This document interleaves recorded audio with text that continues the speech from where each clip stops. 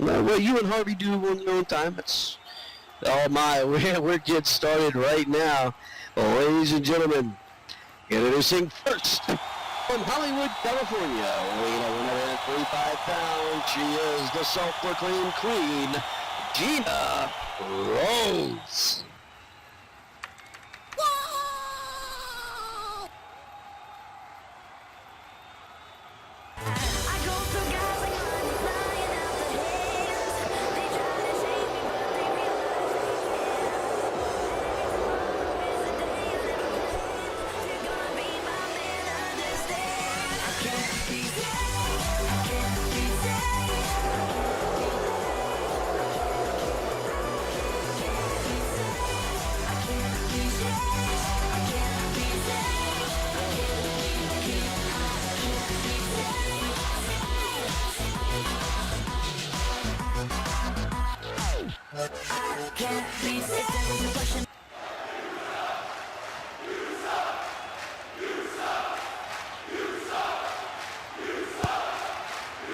I have something to say. Cut the music.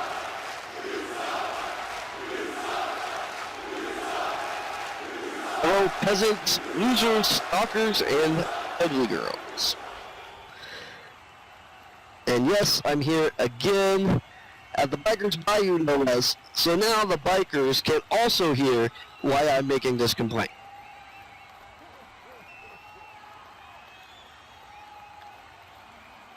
And to the regular old ugly girls, stalkers, and peasants that come every week, can you guess what this complaint is about?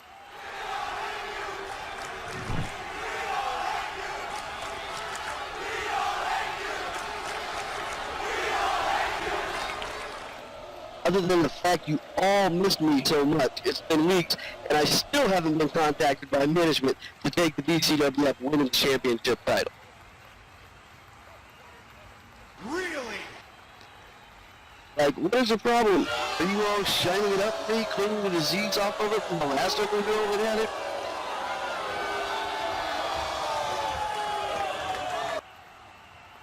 Or could you be engraving my name into the front of the belt in red, which might take a little longer just to get my name looking perfect?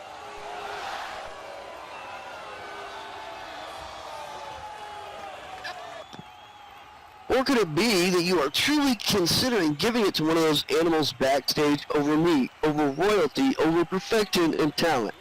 Or basically the whole package. And I came here this week after week suffering and dealing with animals and ugly girls. If that's the case, management has a serious problem.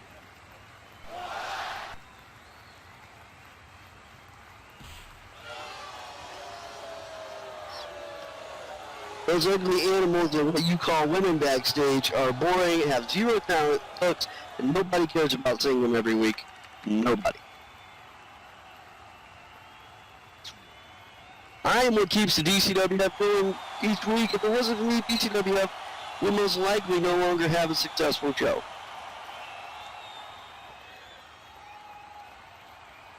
Sure, you had a show before I even came here over a year ago, but it didn't become interesting until I arrived and turned things around, making DCWF the best and most important wrestling show on the second life grid.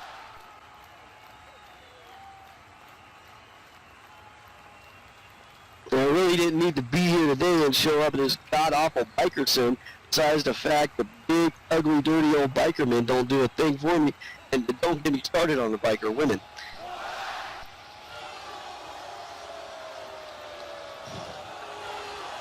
Let's just say a lot of them could use a lot of help in the witch department, and not even a good doctor can help them. Sorry, not sorry.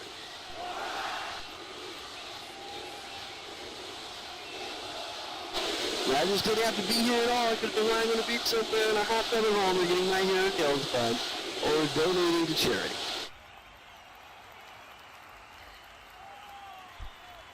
Anything would have been more fun than dealing with management today and during this match and possibly contracting fleas yet again.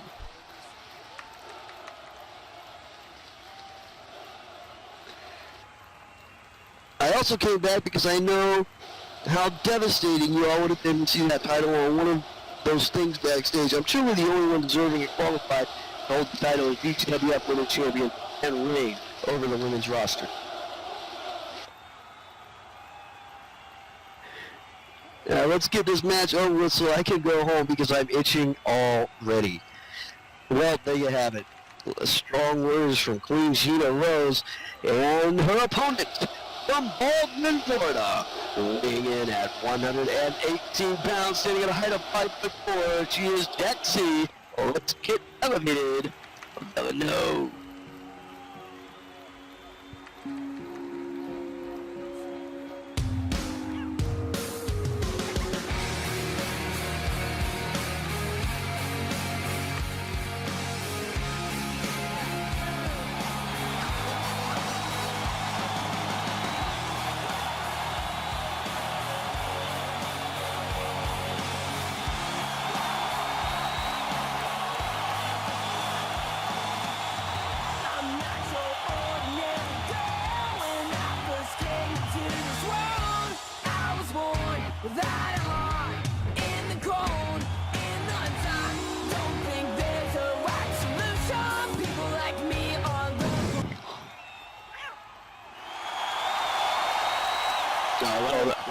Right you with the call on this one, Baza, and Gina not making any friends today. Gina's going to need to have some security to get out of here. I'm just saying. I mean, she obviously has very strong opinions and will voice them at any time. And the DCWF Championship Committee is on a search to find out who will be the next contenders for the DCWF Women's Championship. Gina believes automatically that it ought to be her. Everybody else in the women's locker room is vying for it, trying to earn it, trying to get noticed. And Gina for weeks has been complaining that it's just not handed over. And she just started right out of the bat here. She just took Jaxie down, and she's just manhandling her right away. You know, she's got a point to prove.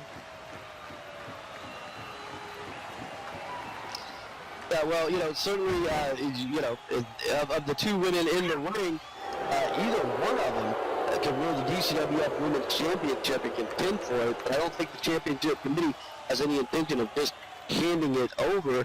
And also, you know, Kimberly Smith, the SLCW Women's Champion, who will be in action later tonight, she has the right to pick her opponent for WrestleFest coming up in February, our 15-year anniversary.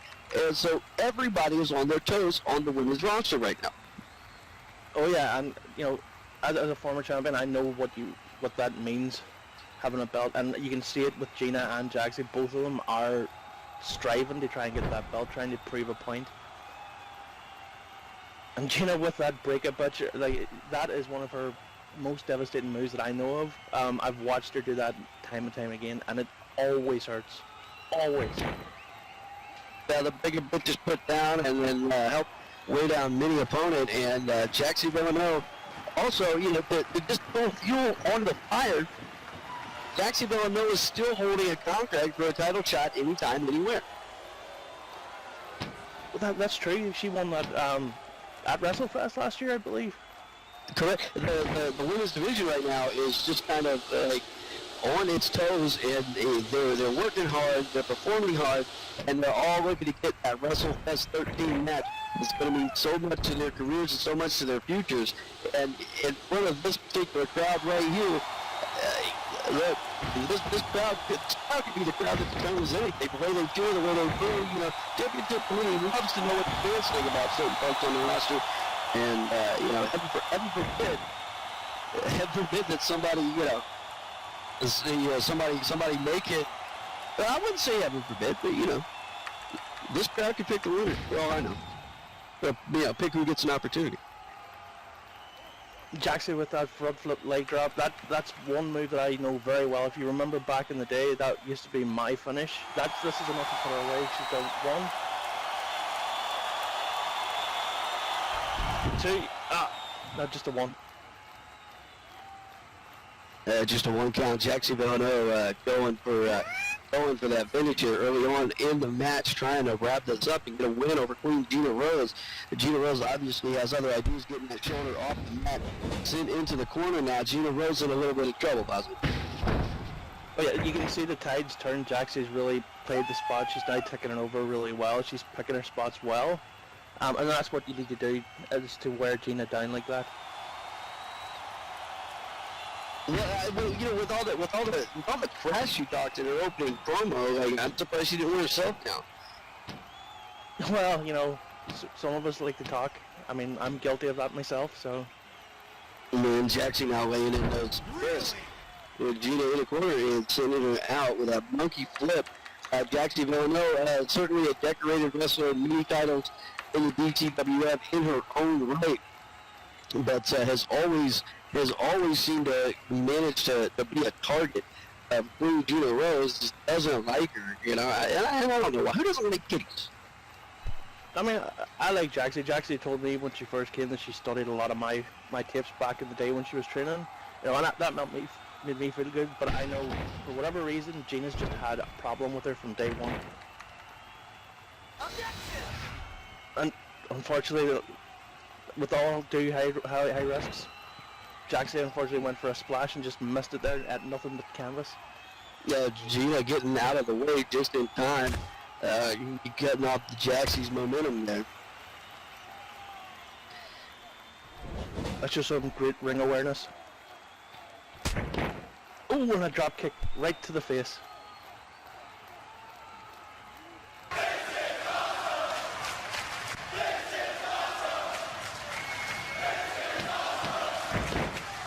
Oh, and she's standing on her hair. Oh, that's gotta hurt. I wouldn't know. Well, luckily that's why I keep mine short. You remember back in the day I used to have a mane like that?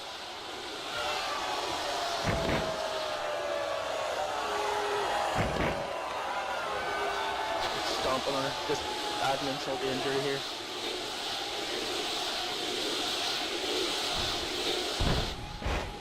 Oh, and a lung blower.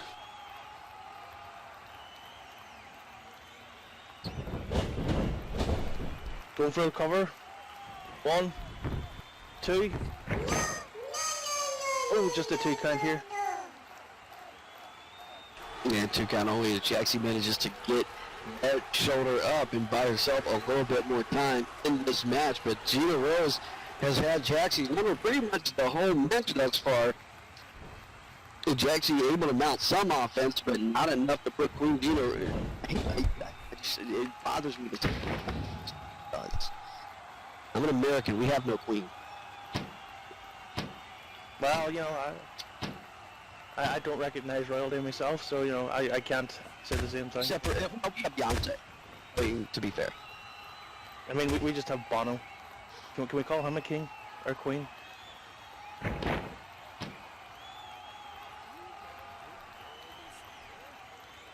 Gina dragging Jaxie out now. Bono. Well, you know. You know, according to South Park, anyway, elbow drop to the knee from Queen Gina Rose. And that's very smart. That's if you take a high flyer's legs out, you take a lot of their momentum out. You can tell Gina's really studied Jaxie over the last number of years. And another elbow drop.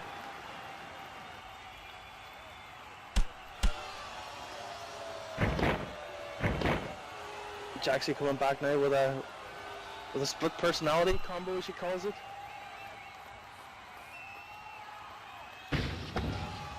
And a rope shit. Oh, and another elbow drop. These women are vicious. Tell you what, the DCWF women's division, I don't know that there's anything like it in the world. They come to fight each and every week.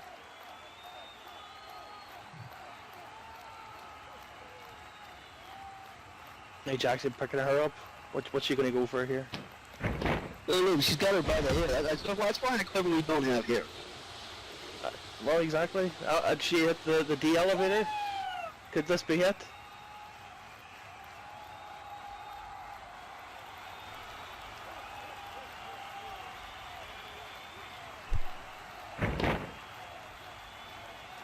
Now 1, 2. Is it? Oh, almost. Wow, the D-elevator not enough to get it done. As Gina gets that shoulder up once more. What does Jackson have to do to put Gina away?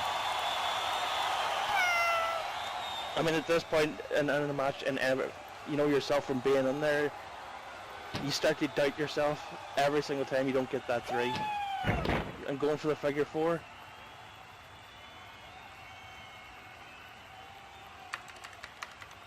And this, being in this, it really, really hurts. A lot of people think it doesn't, but this really, really does a number on your joints. Especially in the legs.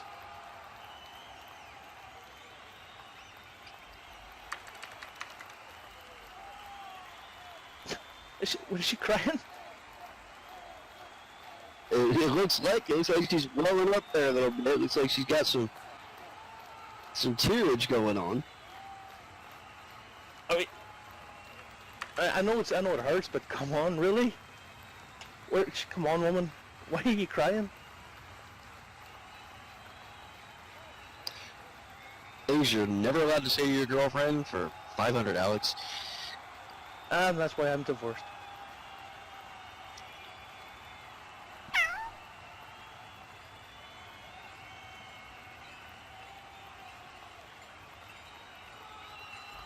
And she's really trying to get to the rope, and every time she's just crying a little louder. You know, if it hurts that bad, maybe just tap. And Jackie's showing some mercy there. It looks like she's breaking that hold. Well, you know, generally if her leg is broke, that's probably a smart move, because Gina's probably got a big lawyer, you know. Yeah, it would appear that Gina has been injured with a broken leg, and Jackie checking in on her, trying to help her with that. We might need to get some medics out here. Oh yeah. Are they hugging? And Jackie breaking the hold after Gina claims that she may or may not have broken her leg there. Gina now is really kind of feeling the pain of that. Well, you know, I'm surprised she's able to stand at this point. Yeah, even if it's not broken, it could be injured in some other way. And now Gina... Oh. 1, 2, 3. That's bullshit. You know, I mean, Gina, it's a technique I've done myself. She learns from the master. I'm guilty of doing that myself.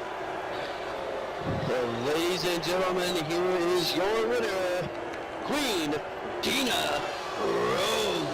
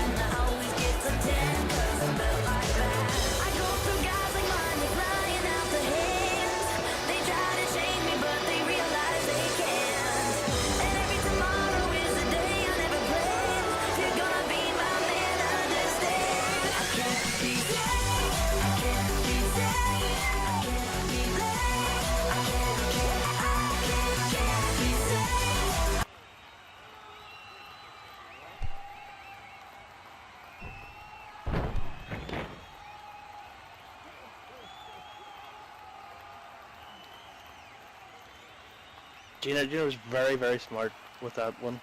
You know, that last match just goes to show mind games always work. Well, Gina playing a little bit of possum there, able to get the better of Jackie and get the win in this opening match. And like it or not, that's the way that it gets done sometimes in this business. No, yeah, I'm guilty of it. I've done it. You know, it is what it is. We want to say thanks again to Bikers Bayou for having us out. You guys having a good time? 'Cause we got a lot more show for you today. Don't forget about it. And also don't forget that tonight, and make sure everybody talks to Mama, because tonight you're going to get one chance to not let Fancy down, because there's going to be a Reba concert tonight right here at Bikers Bayou, as I understand it. So if you like Reba, if you're a fan of Redheads, this is where you want to be. Well, ladies and gentlemen, this next match is scheduled for one fall. Introducing first, all the way from England, weighing in at 198 pounds. He stands at 5'10". He is the Air Show, Jericho Starbridge.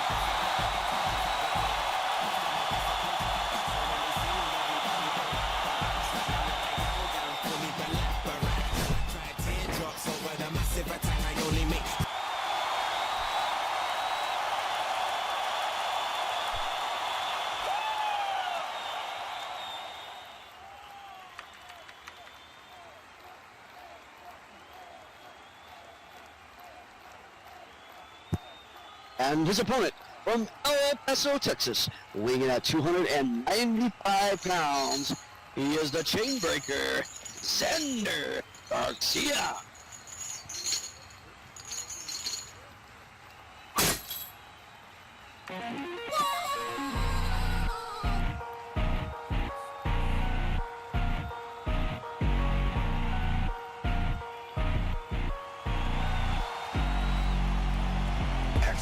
Give it to you.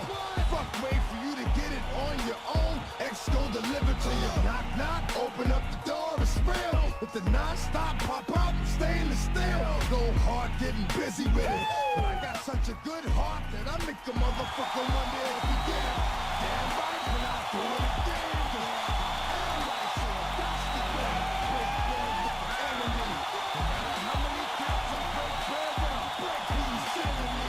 You motherfuckers never wanted nothing but to lay down, like a nigga said freeze. But won't be the one ending up on his knees, bitch, please. If the only thing you can't steal was came out to play, stay out my way, motherfucker. We gonna rock, then we gonna roll, then we let it pop, no. I mean, 100 pounds on paper does not look a lot, but, you know, we both know trying to lift 100 pounds when you're exhausted and you're hyped, it's just not going to happen.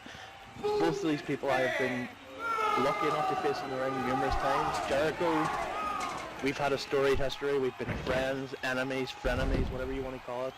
Oh, and Jericho right out the bat with a dropkick, that's very smart right there. Taking out the knee of the big man. Jericho, a former DCWF World Heavyweight Champion, is you know, as far as the DCWF, you know, volcano goes, has been to the top several times himself and knows how to handle the bigger opponents. But Xander Garcia on a mission right now, and especially because DCWF looking to once again carve his path out here in the annals of professional wrestling history. Both of these two have a lot to prove to each other, it looks like. I mean, Jericho returned a little bit before War Games, you know, and to me he's just as much to prove, if anything, as Xander does.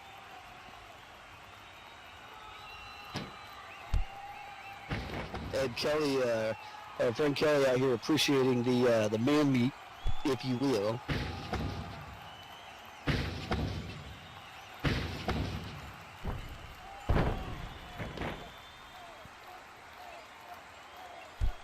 Is in a monkey flipping Jericho out of the corner. And Jericho, with that agility that he's got, just rolling out of it, you know, it's quick, it's smart, he knows what he's doing.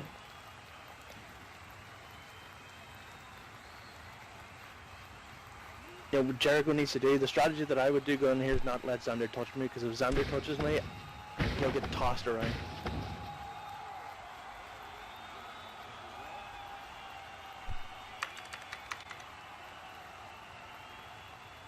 Jericho had turbulence there. That turbulence has served him well in many tough situations over the years, and now he is up on the rope. Is he going for a coast to coast? I mean, this is something I I don't know. We'll find out if age has caused him to lose his temper too, and it has not. As he goes for that flying splash, and he makes a distance, but gets caught in a German suplex by the big man. Maybe it was a little bit too early. I mean, he did have him when he was standing.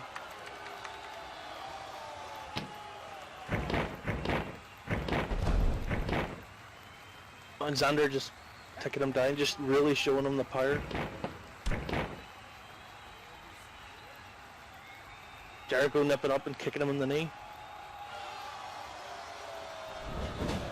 Yeah, Jericho trying to keep Xander off his feet. I mean, that's smart. Trying to take the big man down, that's the only way that he's going to have a chance at winning this. Yeah, Xander has added a whole lot of Greco-Roman technical skill to his repertoire, and he can take care of you on the mat too. It's just a whole lot harder when you can't use your legs for leverage. Oh, it really is. I mean, both men are down here. I mean, did Jericho just waste a lot of energy in the opening spot? And a pin. Just a 1 count. One count only as Jericho manages to get that shoulder up.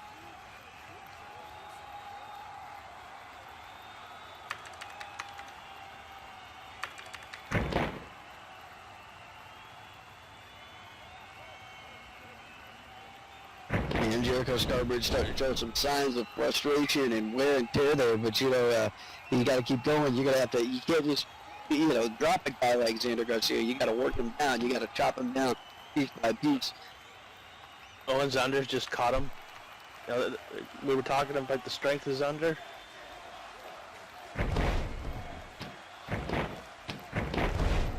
But Kelly, you need help.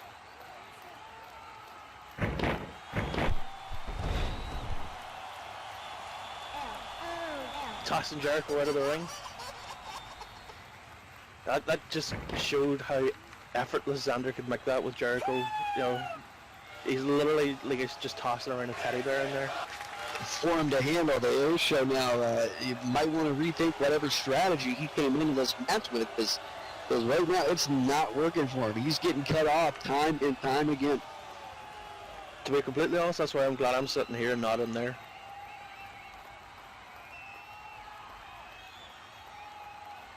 Jericho really needs to think of a backup plan here, because if he doesn't, Xander will just throw him around the ring.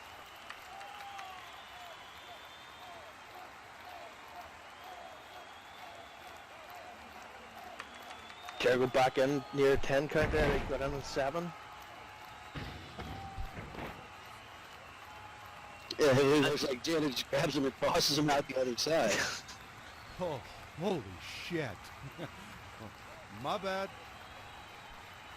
You good over there? Do you need a moment? I think he's dead. Jericho, you dead? Maybe Jericho's taking some cues off of Cool Gina and putting a little possum here, waiting for Xander to get close enough to low blow, Maybe he's looking for his lucky egg, I don't know.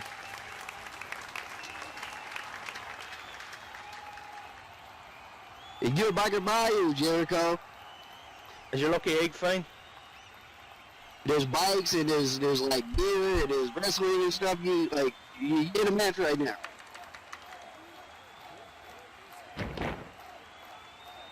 Nope, Xander's picking him up.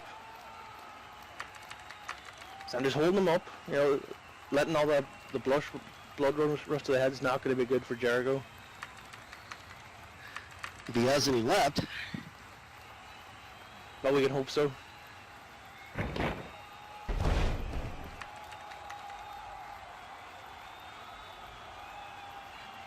It dropped him down in the center of the ring.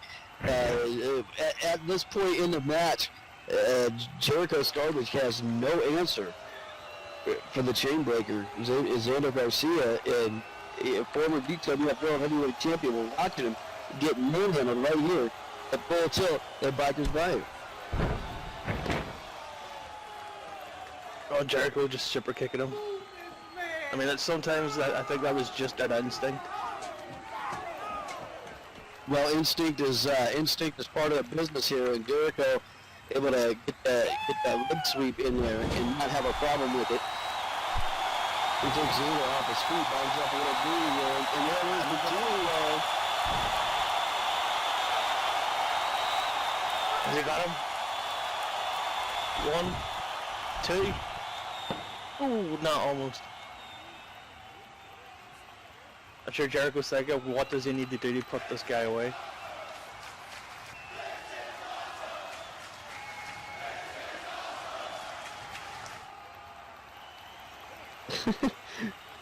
The crowd having mixed emotions about whether or not it was a 2 count or a 3 count.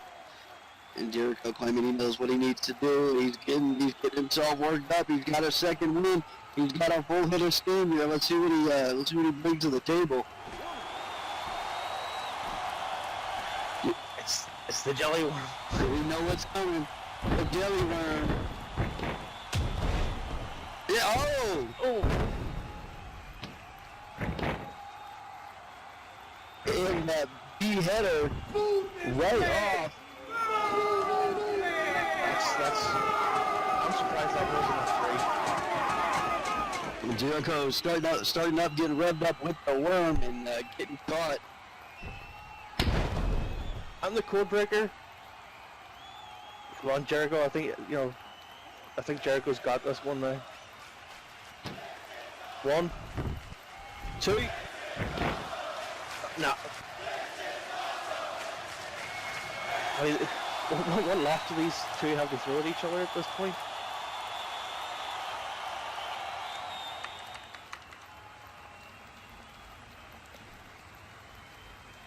Yeah, that's Jericho's garbage finally making it to his feet now. That code breaker doing effectively what it needed to do, and that was to put Xander away for a little bit. Top ropes, big up, and the most magical, sensational, phenomenal, fantastical elbow drop, as it's called.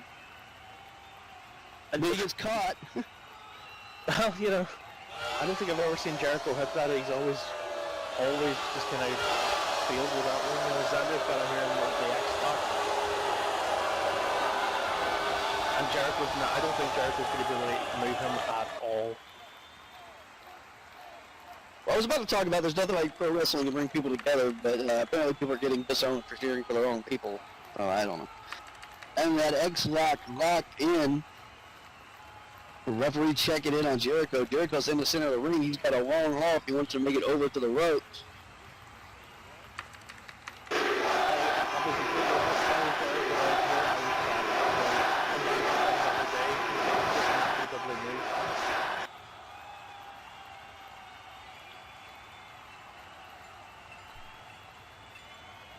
Jericho, I see, tapping.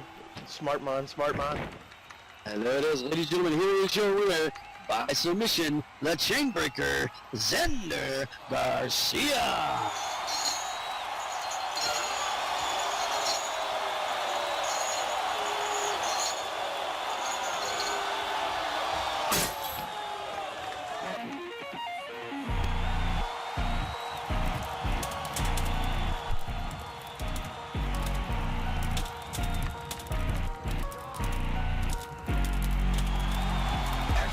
Give it to you.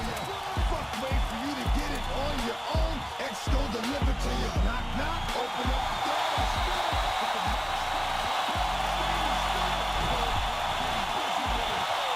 Such a good it's the motherfucker wonder if you get it. Damn right, when I do it again. 'Cause I am right, so I got to win.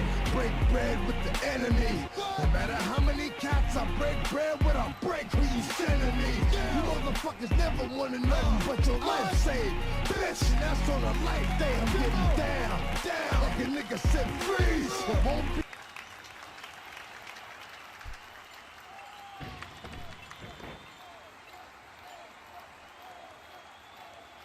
I have to admit that last match was really good. I mean, I'm still waiting on that beer order, but I'm really enjoying the show so far. What about you? Yeah, well, there's not a moment of DCWF that I don't really enjoy in one way or another. We still got plenty more professional wrestling action coming up for you, and we got some more women's division action. And as I said before, the women's division is well heated up right now, given the fact of all the opportunities out there. So, without further ado, ladies and gentlemen, from Salem, Massachusetts, weighing at 140 pounds, standing at 5'10", she is the Nightbreed, Regan Blair.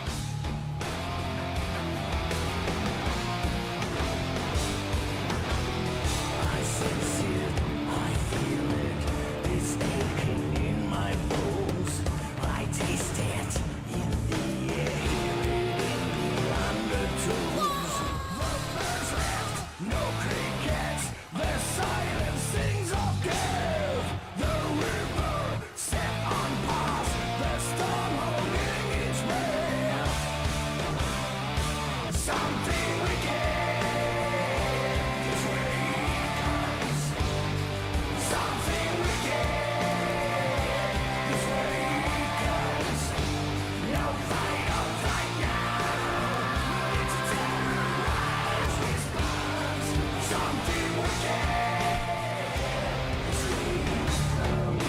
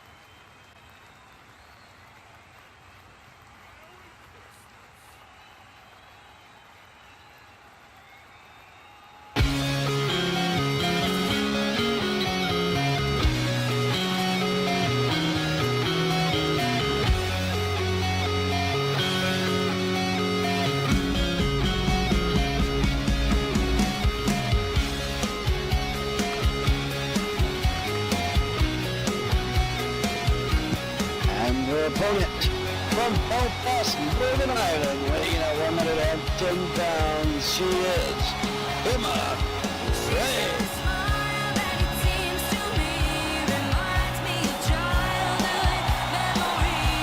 Another last from Rampage. I think I'm gonna have to be biased in this one. I think I'm gonna have to secretly root for Emma.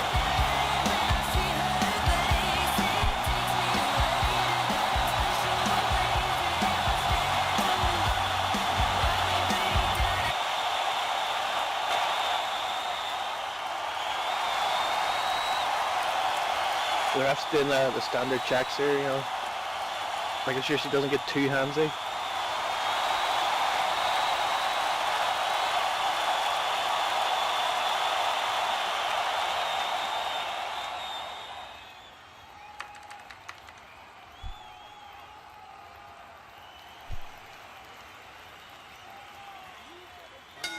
Okay, here we go.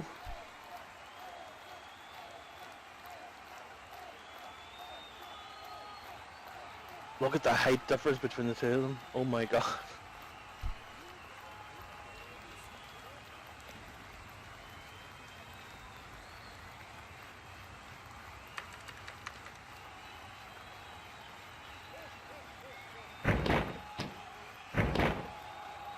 Both women locking up here. Oh, and it looks like I'm getting joined by... What do we call you now? Frenemy? Friend? Let's go for friend / enemy / everything else under the fucking sun. Oh yeah, why not? So both women locking up. Like, look at the height difference between the two of these two. Yeah, I know. I just felt that height difference in the last match. Well, to be fair, I think he kind of went for that coast to coast a little too early. Yeah, I know. Regan with an Irish whip. One Emma rolling out of the way.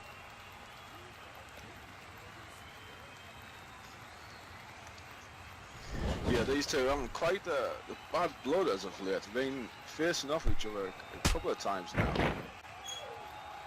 Well, yeah, unfortunately I've been kind of away handling some business at the Winlow estate, so I haven't been able to catch a lot of this. A couple of times in the past month or so, just taking care of business, really having some high octane matches. Well, it's good to see that Emma's representing. And a pin. One. Just a one.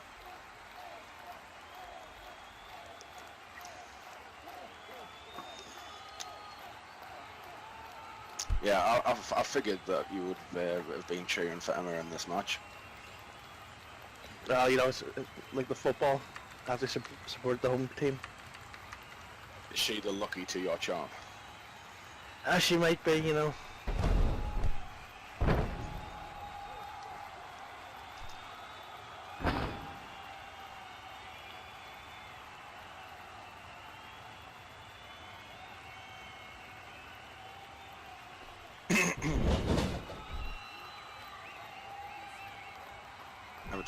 Regan with that gorilla press, staking it down into a ground and pound.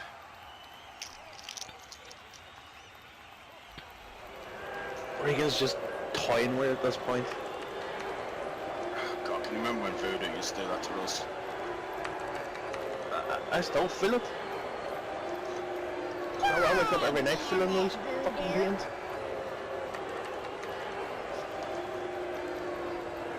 Now go to the count of 3. Ref breaking the count right on the 4.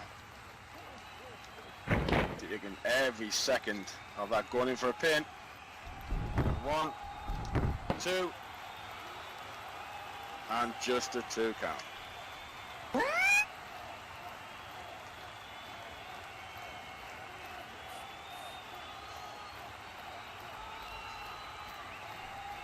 I mean, I'm going to just play devil's advocate here. I think that ref counted that a little bit too slow here.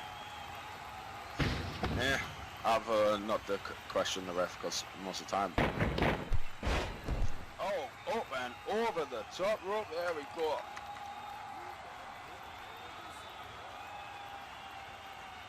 I was not expecting them to do that. And the ref's doing a count here, so but let's see, is it a fast count, slow count?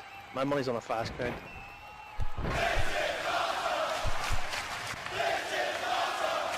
And there goes Emma herself over the top rope.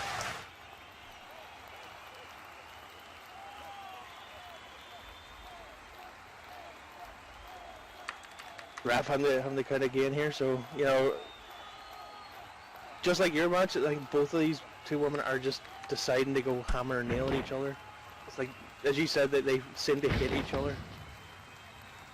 Yeah, they have kind of had that little bit of bad blood recently. Not exactly sure what started it, but there's definitely been something in the air between these two.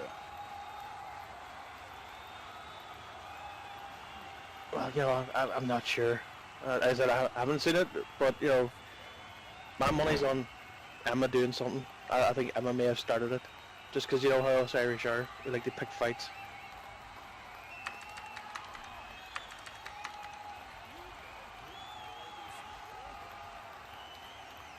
But did she get a shovel? Apparently she did. Emma saying, "Fuck that." Yep, run. Don't let her. Rabbit, run. Referee up to the count of 6.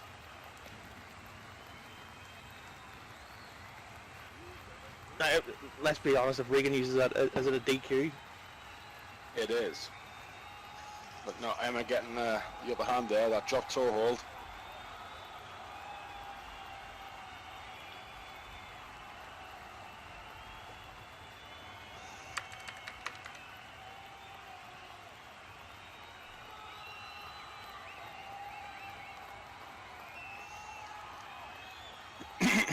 And Kawhi, the referee taking that shovel off her.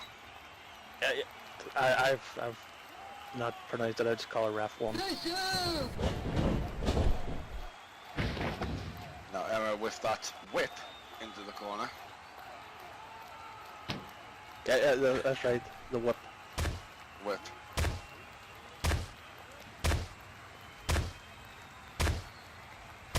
And Emma's just really unloading on her now.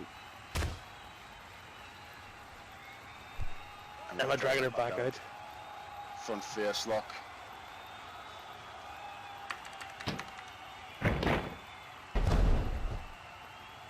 Oh, And there we go, the neck breaker. and a cover. 1, 2, and no, just a 2 count.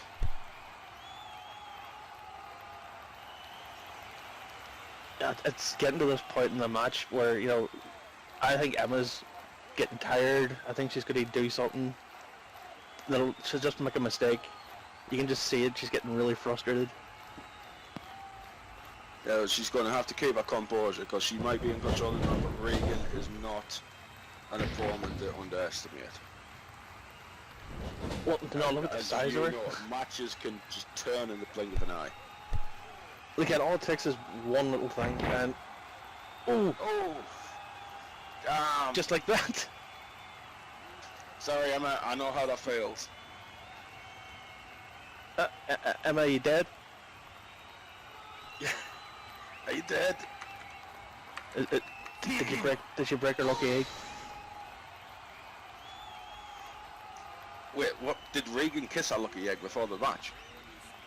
I don't know.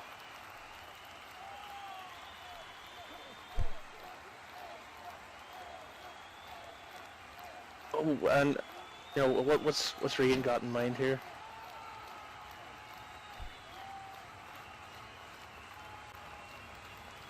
Is she gonna do what I think she's gonna do? Lifting her up. Oh! But no! Emma countering into her Hurricanrana. Well, that was smart. She was just one move away from a bad facelift.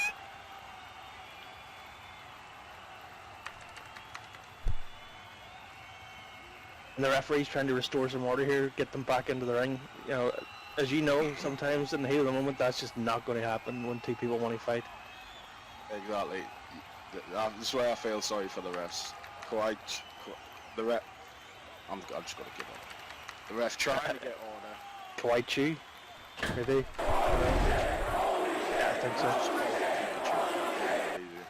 That's what I'd do. And then goes for a flying crossbody.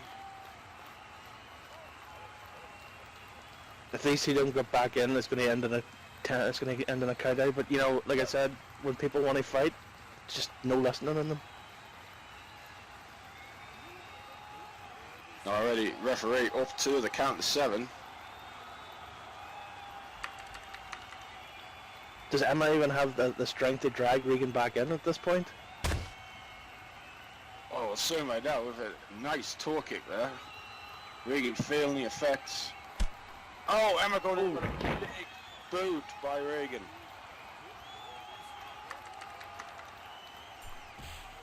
I think Regan's just going to toy with her. Regan doesn't even care about the match. I think she just wants to damage her. It is what Regan is. Oh, hell no. Oh! My neck muscles felt that one.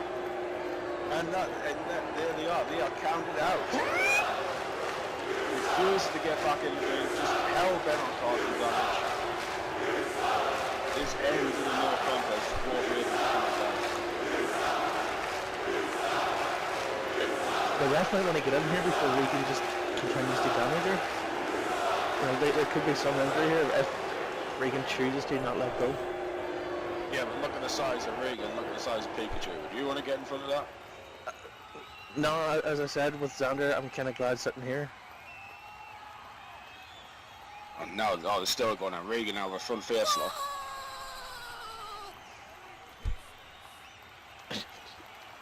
Well, I guess this is one way to get them to the back.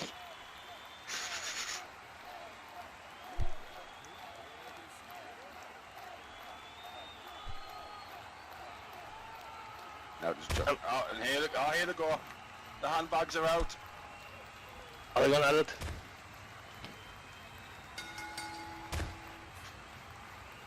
Going to town.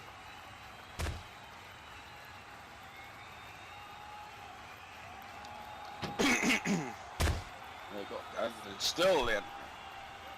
I mean, well, we hope. Unless Yeah, they're we hope. fighting all the way to next week.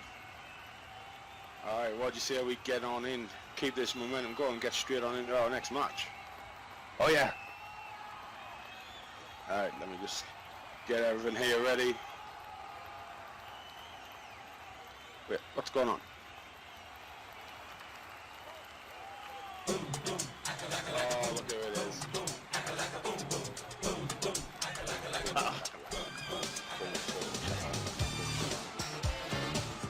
It's been ages since I've seen this dude. Oh, it's a bit of that. Look at him, he's jiggling, he's jiggling.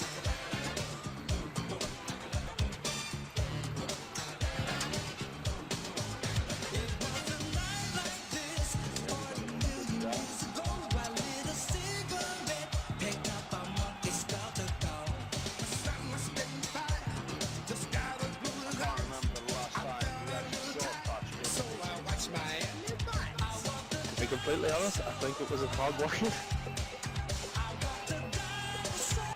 Something tells me it was when we were at a biker show last. So obviously he has unfinished business. I think so.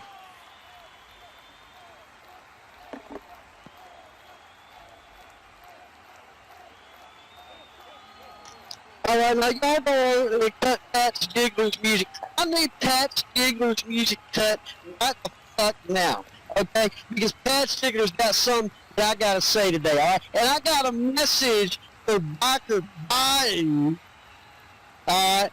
You do not jiggle and you do not jaggle the way Pat Stigler jiggles and jaggles. I need to tell y'all something because y'all don't know a damn thing about Pat Stigler, alright?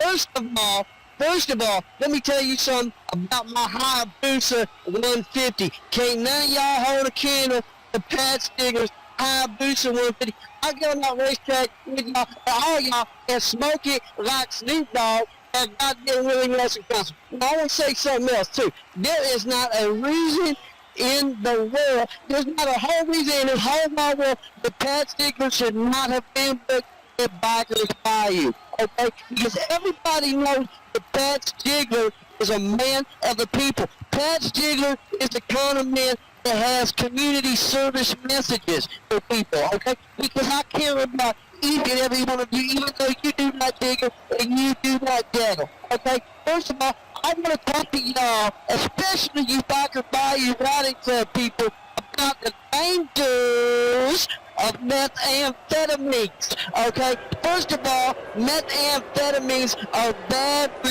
you, okay? I need each and every one of you to go ahead and put the methamphetamines down, okay? And the next thing I want to tell you is it elevates your heart rate. It makes you have sex with deadly people.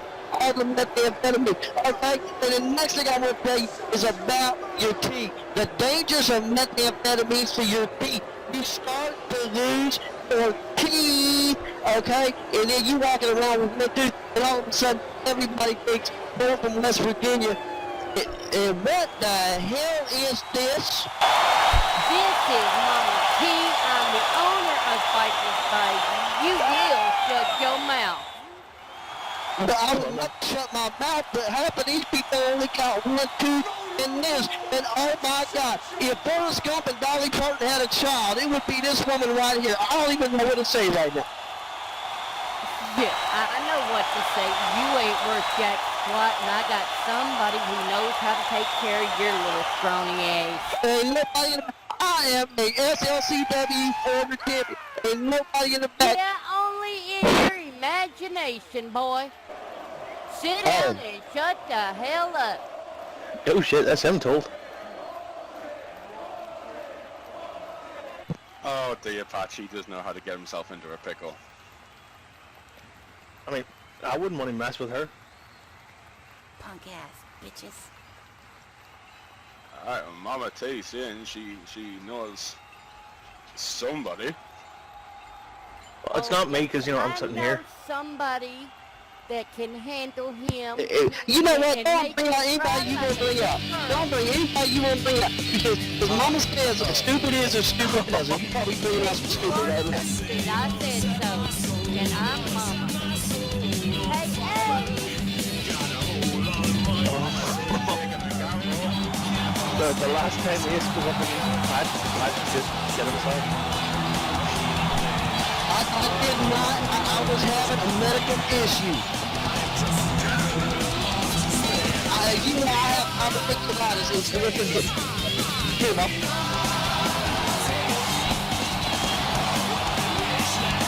I'm only right. I'm only being like this. I think Ace is What sitting are you gonna do? Well, you should be out here in the microphone because you won't make none neither. Ace handle my light work, thank you very much. 5 seconds. And straight away I cut her out of nowhere. Told you, 5 seconds.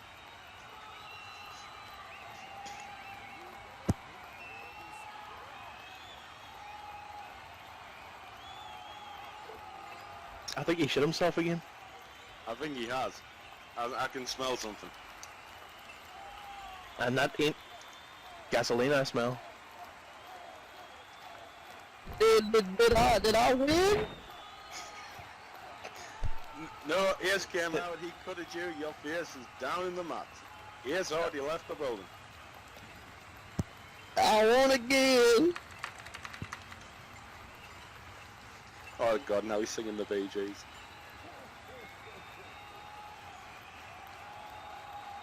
I won again. I'm the champion.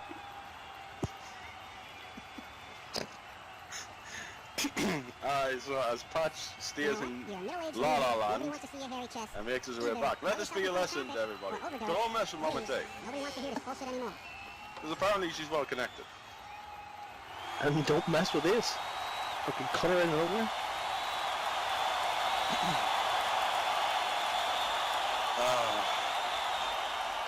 Alright. Well, now that we've had, what do you say, we actually do head on into our next match.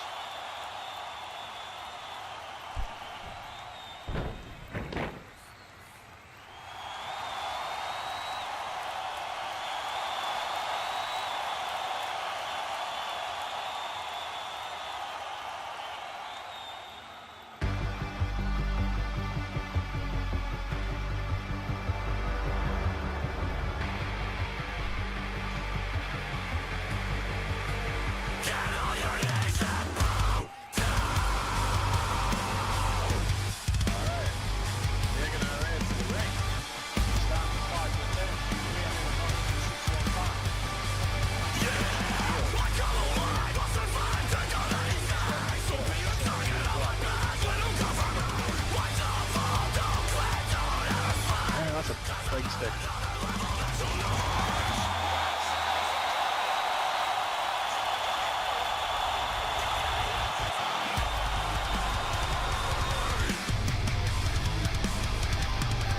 You will never know what's the price I pay. Looking for life, we are not the same. Yeah, this is where you fall apart.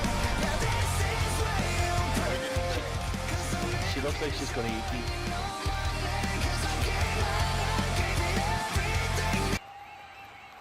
Oh yeah, we'll look after it. Yeah. Is this left? Promise we won't touch it. I think I've got something for Ace to clear his debt. Right, go on, let's see how sharp that thing is. Alright, right. Oh fuck it, that is pretty sharp. Huh?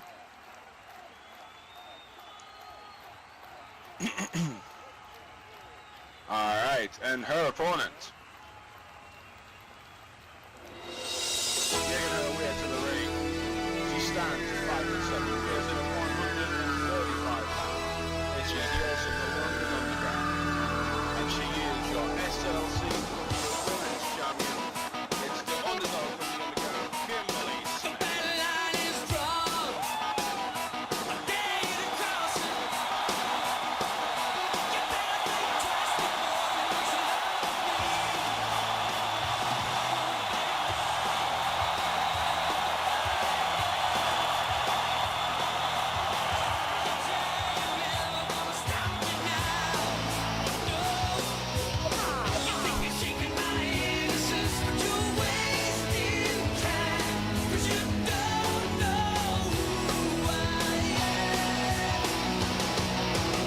What's he looking at me for?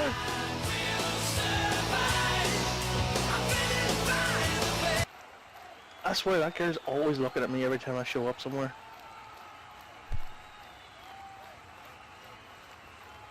Alright, our referee Brooklyn doing her checks, making sure nobody's concealed anything.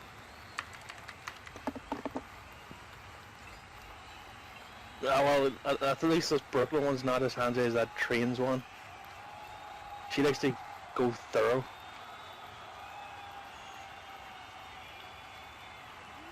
Don't worry, only when she snaps on a rubber glove have you got to be worried. But you had a rubber glove?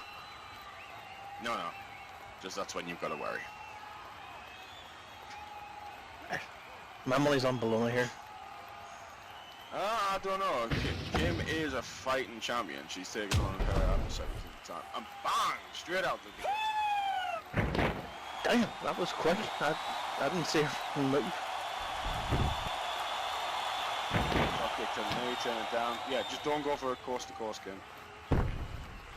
Yeah, you don't want to make that same mistake he did. Still going to dropping an elbow to the knee. And that's smart. That's what you should have been doing. Yeah, no, I went too big too soon. You want to cover? One. Yeah, one. And just a one. Bologna powering out. I mean, Kim's just gonna stay on her at this point. You know, the bigger person just stay on her, keep taking her down, chopping away.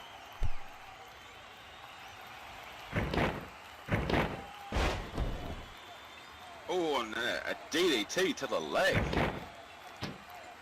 That's my move. And again. That's my move. Now transition into a heel hook. She's definitely been studying me. Like I say, she knows how to fight. I'll give her props. You know, putting her in here, keep her in the center. That's smart. Learn out that, like. Powering out across the mat. Maybe it was a little bit too early. I think. I think that the idea is right, but just look at the opponent twice as, you know, absolutely huge, massive weight difference. And then Bologna with a kick to the gut. Oh. Is she just going to toss Kim around? I mean, if I was Lorna. Big forearm. Oh, I felt that from here.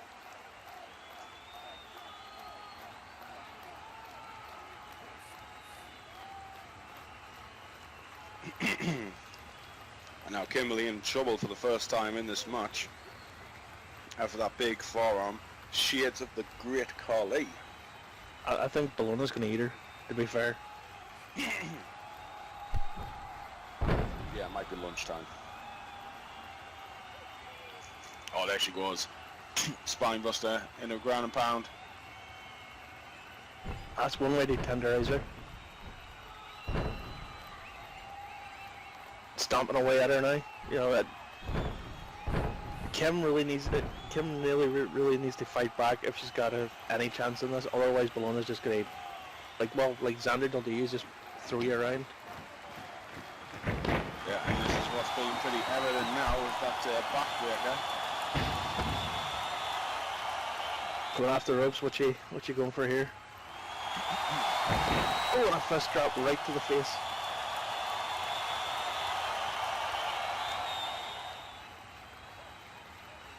Bologna now in control. Kimberly in a world of trouble. Now that foot choke. I mean, it's illegal, but it's smart. You know, you took the one to the Kim. She's got the count at 4. She's free. Now at 4. And literally taking every split second. And just to be sure, she even stomped on the throat.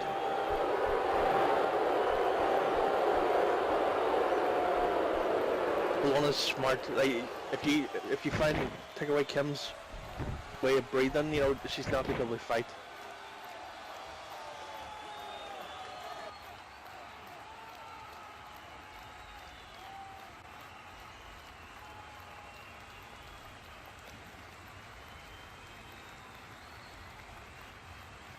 And just a 2 count there. Bologna picking her up. Irish whipping her into the corner. I mean, if I was Bologna here, I mean, I would probably stay on her. And as she is, she's grabbing, smashing her head into that. Ah, this is smart. This is smart. Literally, take away all the power in Kim's legs. Kim can't do anything. She, as you said, she's a striker. Referee up to the counter for it again and again, using every split second before releasing. I mean, it's smart. I mean, a lot of people say that it's cheap, but it's smart. Use every bit of that ring to your advantage if you can.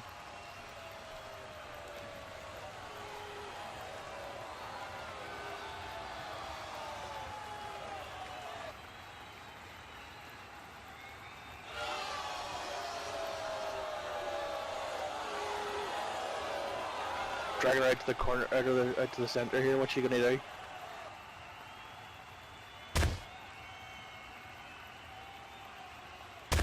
Oh, really smacking her around this time. Those big fists landing. Oh, but here comes Kim. Oh, and a wrenching wrist lock out. That's one way to get out of it anyway.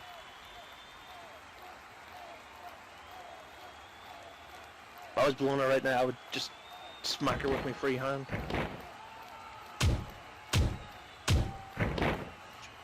The armpit, literally trying to break the arm. I mean, if you're up with a brawler, take out their arms. And their legs, you know, that's what I would do.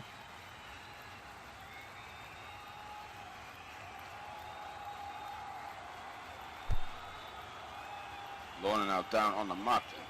Really, really in trouble, I'd say, for the first time in this match, where she's actually looked out of a death, and then Kim going on the ground, off the top rope, now in for a pin. Is this going to be it? We have 1, 2. No, Bologna kicking out. Alright, I thought that was going to be it. I thought that was it. I mean, Kim's probably thinking here right now, what has she got to do to put her away? You know, Bologna, I just think, one good move and Kim's done for.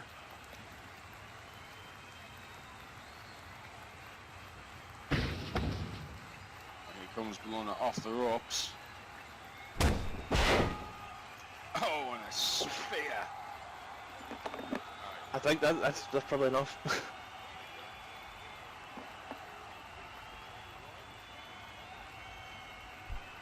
And not going for the pin, choosing to pick Kimberly back up. That's dumb. She had her. I mean, that there would have been a 3. Maybe just like the match here with Regan. I mean, maybe Bologna just wants to toy with her. Oh, Suplex into a pin. 1, 2.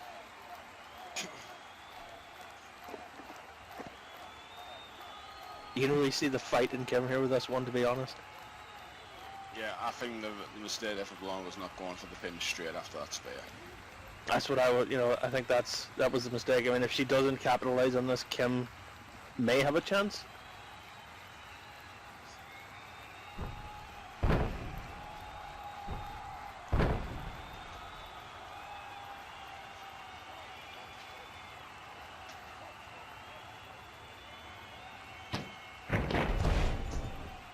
Oh, and a corkscrew neckbreaker. Here we go. 1, 2. Oh, almost.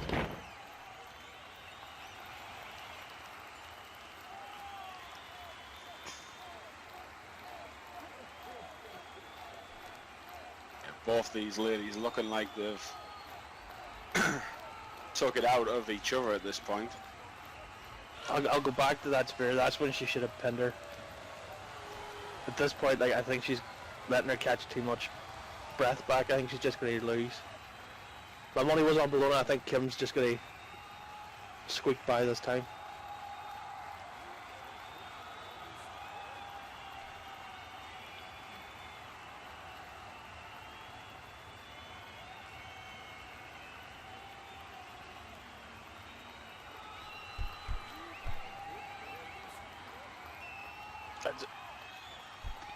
Bologna shouldn't be arguing with the ref. I mean, I know I've done it countless times, but still, it never ends well. See? Super kick to the knee. This is where Kim now needs to capitalise.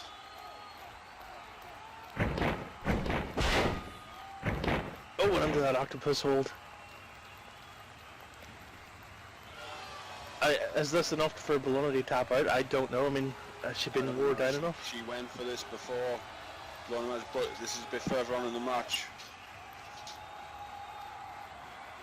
Referee checking to see if Bologna wants to quit. I mean, is she close to the... From what I can see, she might be close to the rope. She might be able to squeak by.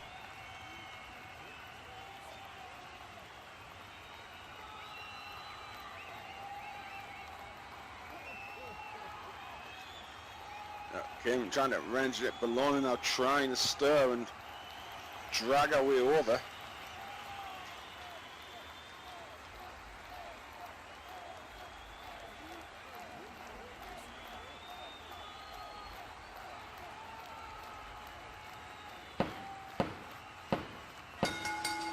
And there we go. Bologna does indeed tap. Ladies and gentlemen, your winner of this match, your SLCW Women's Champion, Kimberly Smith.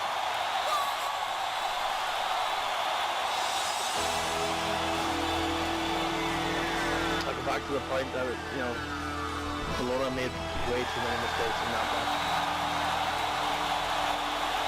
It does show how far Kim's come along. I mean, I remember when Kim was a little trainee, and now she's got a title, and not only that, she shows how confident she is in the ring. You better think twice before you mix it up with me. I won't back down. I'll keep the fire burning. As hard as you try, you're never gonna stop me now. You think you're shaking my innocence, but you're wasting time. 'Cause you don't know who I am.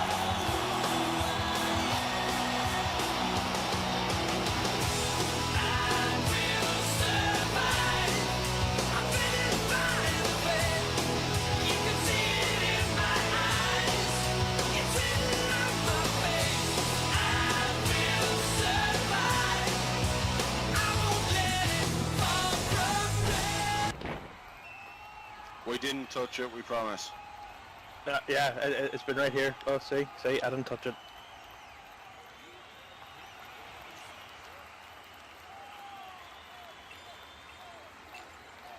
Ladies and gentlemen, making his way to the ring, he stands at 7'2". He weighs in at 295 pounds and he hails from the high-rise towers of Dallas, Texas. It is the Big Shot.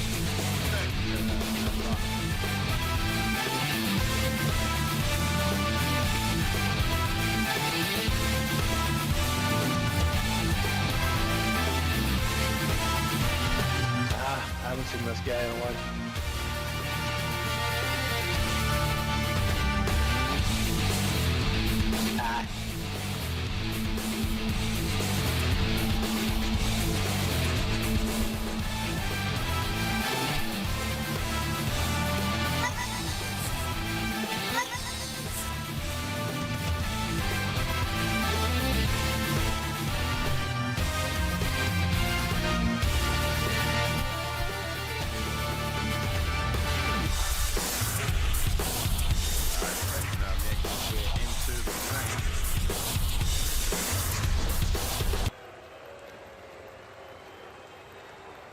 Like I said, it's been a while.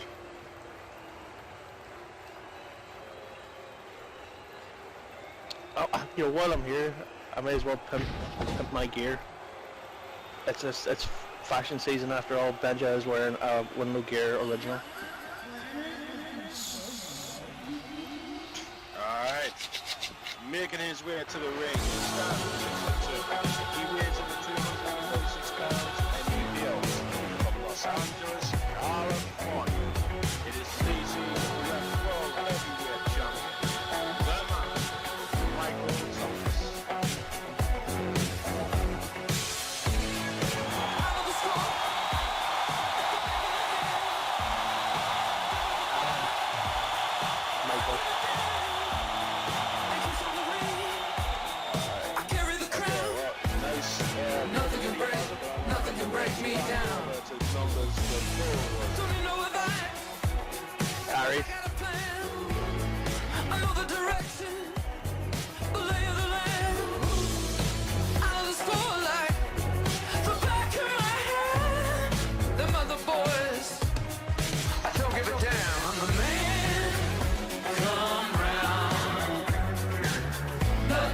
nothing can break, nothing can break me down. I'm the man, come round and nothing can break.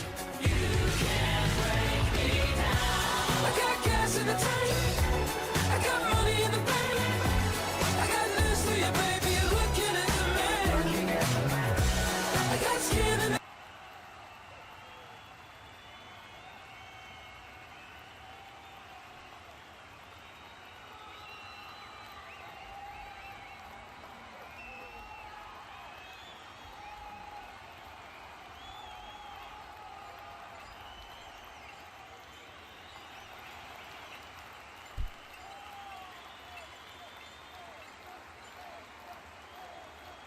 Well, welcome back, numbers. You know,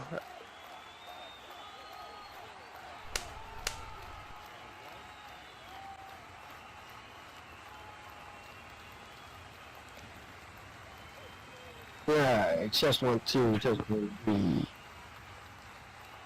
no, we can hear you. Alright, looks like the big shot Benjamin Nirvana set to face off against the DCWF heavyweight champion Michael Thomas. Right here running this big crowd at Bikers Bayou, and there's that era of anything can happen in a match like this. Anything can happen here at Bikers Bayou, and certainly Benjamin Nirvana would love a win, even a non-title win, over the DCWF World Heavyweight Champion today. Well, my money's on Benja because he's my boy, and plus me and Michael have a lot of history together. All of it hit.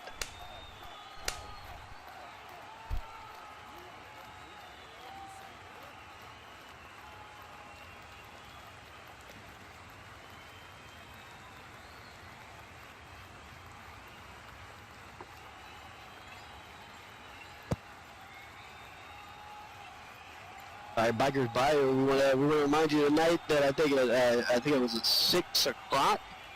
SLT tonight, right back here on this very sim. There will be a Reba concert, so you don't want to miss that. As well as don't forget to check with the Bikers Bayou people here about what other events they got going on for their 12 Days of Christmas event they're hosting this year, which sounds like it's just a blast. I think it's a good time. It really does sound like a blast. I mean, Jericho was chatting to me about it last night. He says there's a lot of good stuff going on over the 12 days.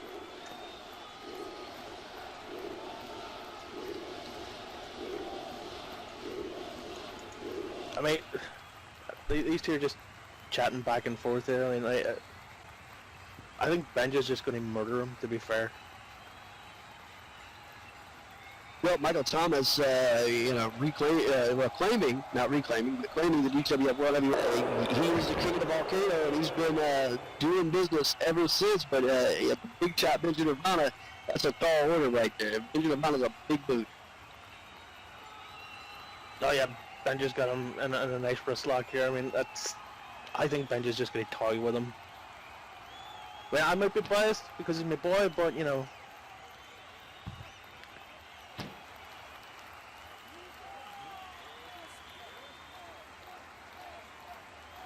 Well, why would you be biased at all?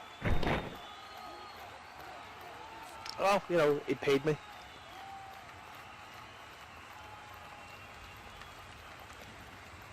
He goes to play! He goes to play! He pays you to say that? And he paid, well, you know, also I make his gear, so.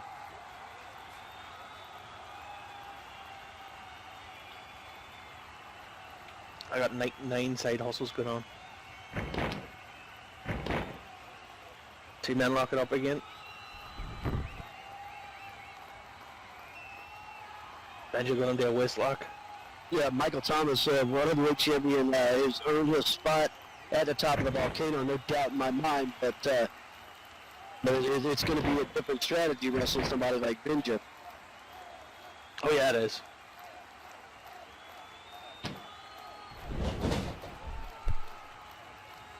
Michael whipping Benja off the ropes.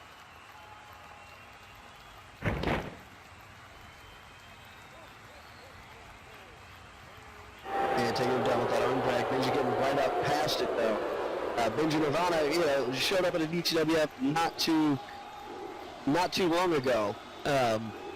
But he came in with a full head of steam about, me and wanting to take the DCWF over, and I'm gonna give it your best shot, man. Give it your best shot.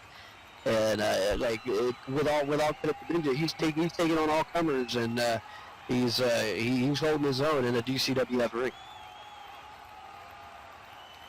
Well, he's an accomplished wrestler. We both know this. I mean, he has been around just as long as me.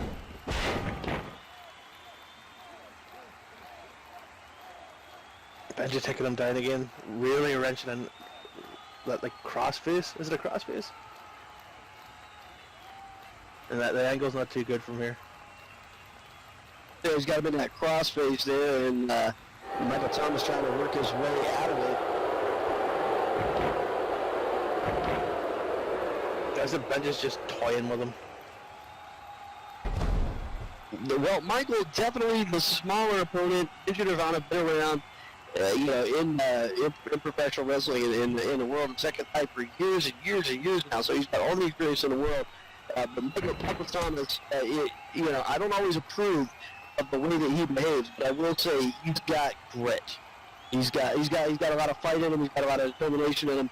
There's no doubt in my mind about that. Oh, I can speak to that after facing Michael a few times. I mean, every time I thought I had him down, he somehow found a way to come back, and sometimes he beat me, sometimes I beat him, but I will attest to that at least. He has some grit. Not a lot, but some. Well, if you bought your clothing, would he have more grit? He might, yeah.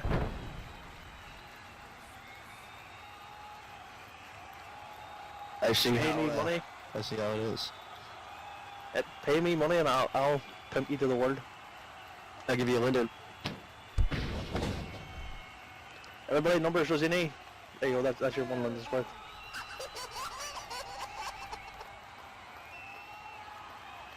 And that Irish Whip Benji Nirvana a little bit of trouble in the corner over there. Oh, that's a smart move by Michael. I mean, I hate to say it, but it's a smart move. Really, really wrenching in that leg into that rope. I said it earlier, use the ring to your advantage, and Michael seems to have listened.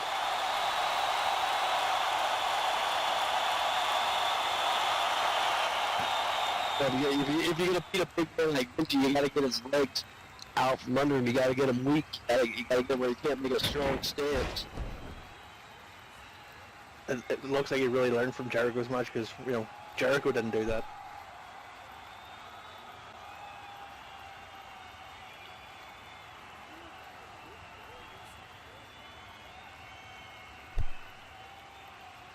Benji got him with a nice Samoan drop there, it really goes to show that Benji can just toy with him all he wants. I think he's just going to put him through a heart clinic at this point in time. Stomping on him. Oh, and a nice leg drop. Cover 1, 2. Nah, just a 2. Michael just kicking out 2. He's smart. That comes down to that grit that you were talking about. You gotta get that shoulder up. You can't get that shoulder. You're the world heavyweight champion, title match or not. You gotta make a good stand.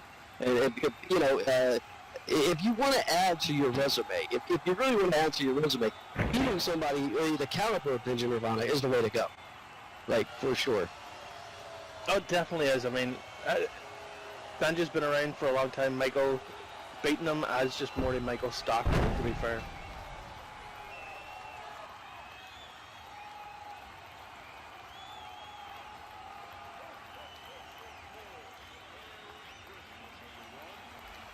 Michael's still working on that leg. It's a smart move.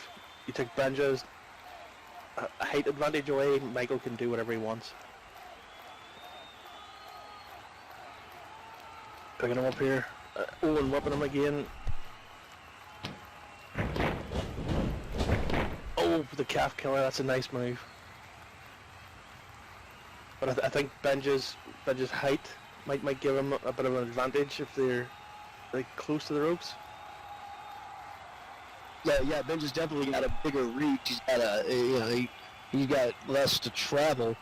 over for a rope break if he has to, but as it were, Michael Thomas holding on to that for dear life right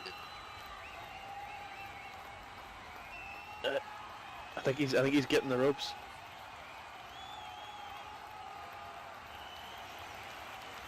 He's in the ropes. Yep. If Michael was smart, he'd hold this in for 4.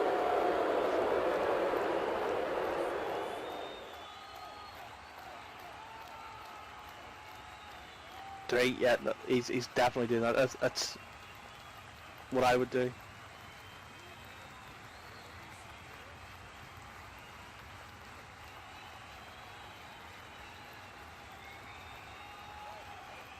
And if he's not careful, the ref will count him out, so he just needs to, oh, and he broke it just in time.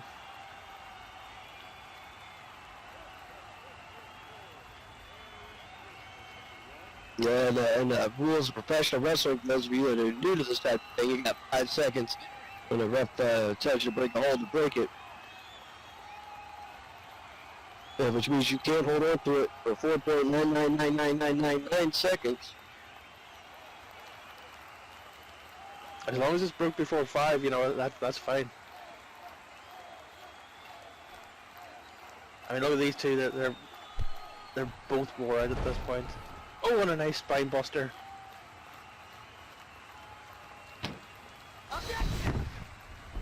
Cover 1, 2, not just a 2 count. And Benji with that spine buster out of nowhere, Hail Mary pass on his part, trying to get some momentum back here, but not able to seal the deal. As Michael Thomas gets that shoulder up, and Benji Ravana and Michael Thomas are both going to have to work just a little bit harder to put the other away. I think they're getting each other's timing down, they're getting each other's rhythm down, and they got each other's number here in that abdominal stretch. Oh, I got it right. Holy cow. For the first time in 13 years I said abdominal stretch right. Well, hey, that's impressive. 13 years. It's been abdominal stretch for the longest. Oh, I know. I've been here. Benja's really leaning that in. I mean, if Benja was smart, he would put all his power into it, all his weight. Oh! And a nice backbreaker. On Benja. I mean, unbiased. Mm-hmm.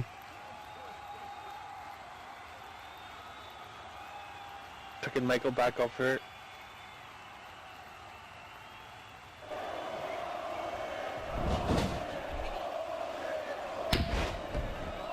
Oh! Michael just countered that knee to the face right with a drop toe hold. If Michael was smart right now, he would stay on him.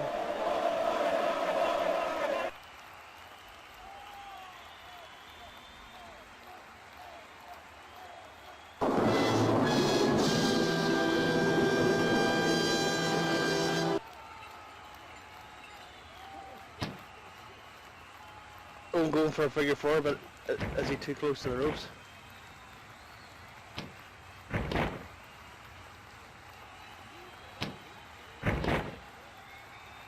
Oh, Benja counters with a small package. And Michael countered it. Here we go, 1, What the fuck? 2, 3. That sneaky little prick. I mean, He got it in there, didn't he? Ladies and gentlemen, here is your winner, the DCWF Heavyweight Champion of the World, the man, Michael Thomas. I mean, that was smart. I was not expecting that. I've never seen Michael do that before.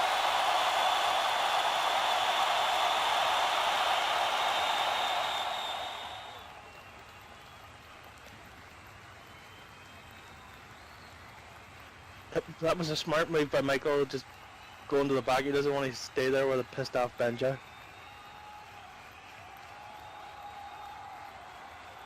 Yeah, that could lead to certain problems.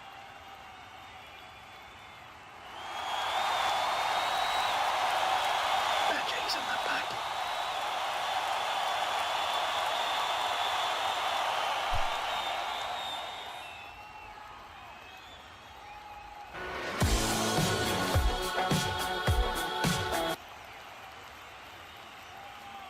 I mean, I'll give Michael that was an impressive win. I've never seen him do that, but it shows how far he's come along. So let's roll into this next match. What is the next match?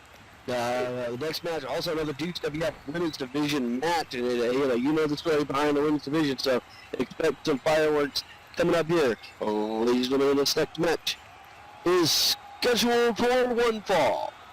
Introducing first, from Cambridge, England, weighing in at 122 pounds,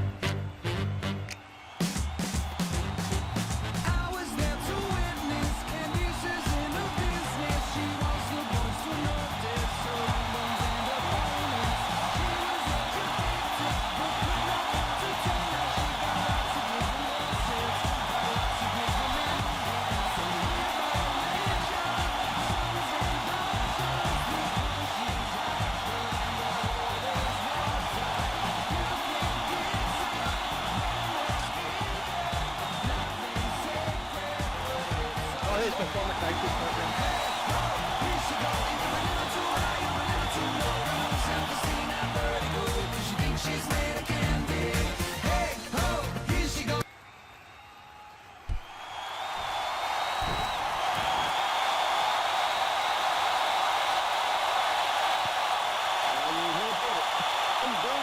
British Columbia, Canada, weighing in at 135 pounds, she is the dancing darling, Erie.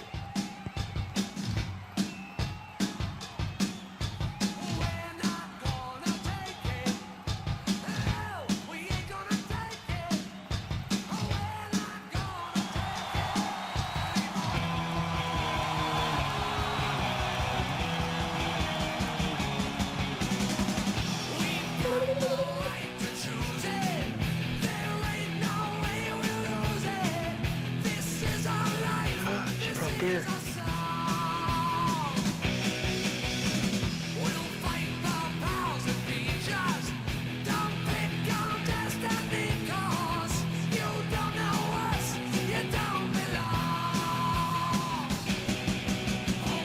I want a beer.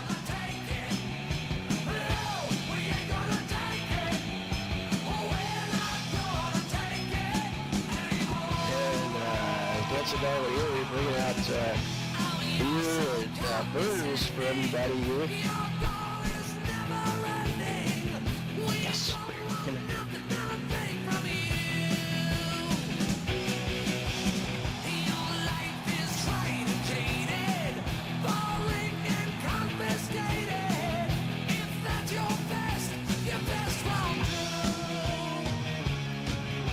Nope. Wait. Yes. I gotta play the Guinness.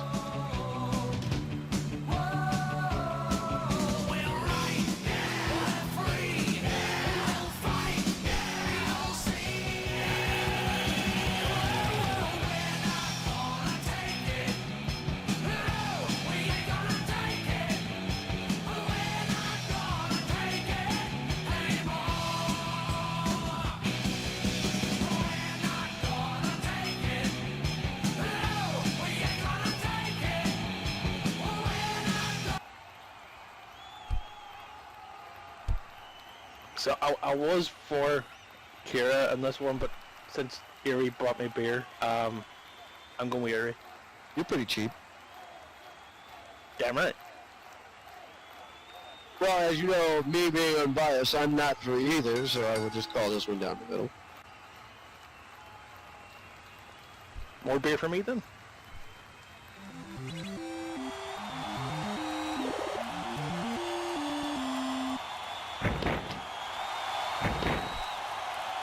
All right, Erie locking up here.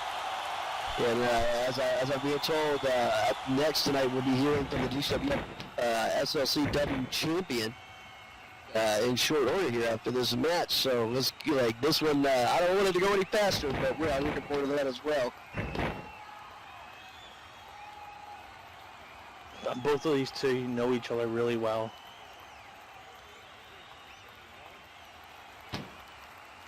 Erie doing the truffle shuffle.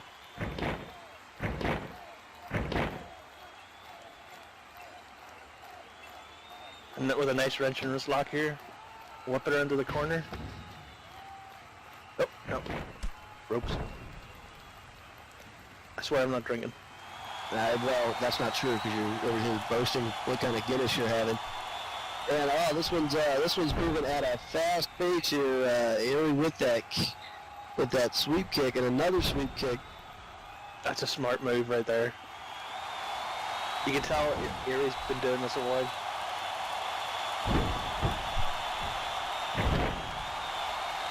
Oh, Kira just rolling out of the way. Nobody home for that handstand leg drop. Kira moving quick. Coming off the ropes. And Erie ducks. Just missed that drop kick. Yeah, well, as you said earlier, both of these women know each other pretty well. They got each other's time and they kind of got each other's number a little bit. And missing that clothesline, Erie flipping over that arm.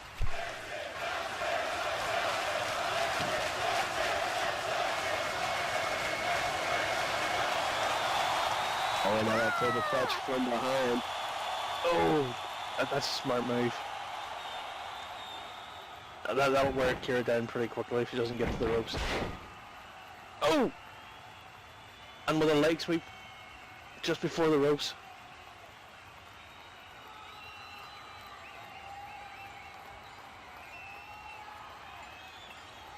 Kira working her way back up to her feet. Come on, Erie. I mean, let's go, both of these people. Yeah.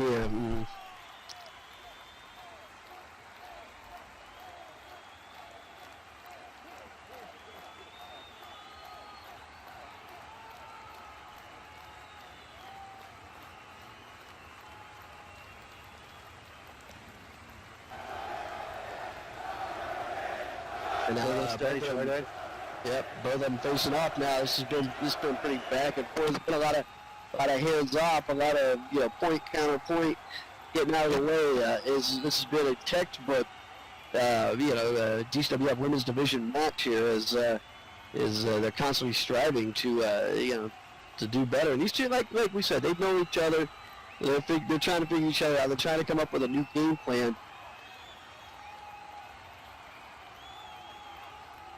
Erie just trash talking her, making some nice Spaceballs references. Hey, baseball. Ooh, and Kira finally breaking the standoff of the shoulder block. Say what you listen. I know you got some insight into the shoulder block. It really hurts, especially with when Kira's as bony as she is. That really, really hurts, especially when she gets it. You just thought, oh shit. Well, I've known her a long time. I'm allowed to. Here's the pin one.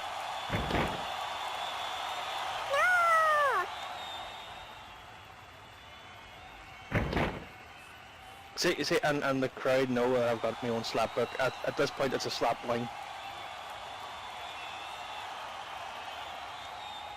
I do not know this man. This man does not represent me. No, I own that one. That one was on me.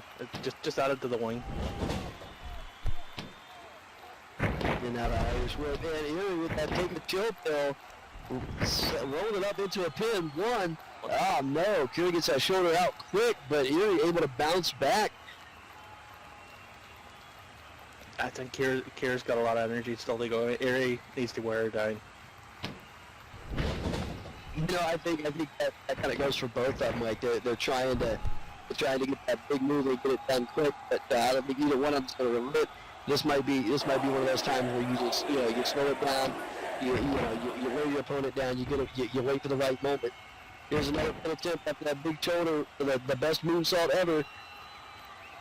Just a one count there. It seems like this is just tit for tat at this point.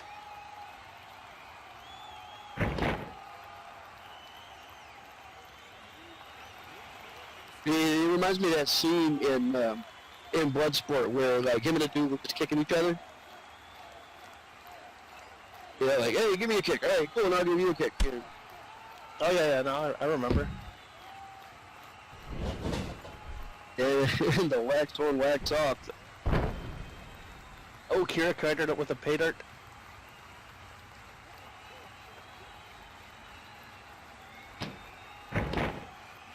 Here, cut her up there, going for the pin. One count only, though. Here he gets that shoulder up.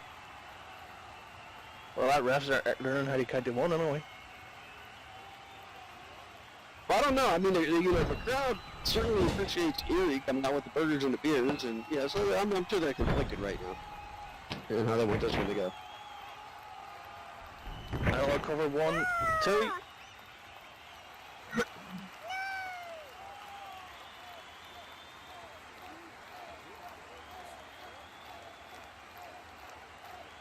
It's Gary, a count back only. up. You know, at this- least it wasn't a one count. You know, we got a lot of one counts in this match. Oh, and another cover. 1.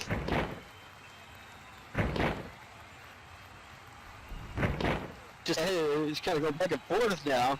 Yeah. I mean, I'm just gonna wait till this finishes before I say that. Yeah, there we go. Here he just squeaked by that one. Yeah, just about the 2 count there. Erie managed to get her shoulder up, and nice back and forth there from these two. You know, I don't know that I call them friends. I don't know that I call them enemies. I mean, certainly there's some rivalry there. You know, rivalry can be healthy. You know, I'm a fan of it. Oh yeah, it brings the best out of each other.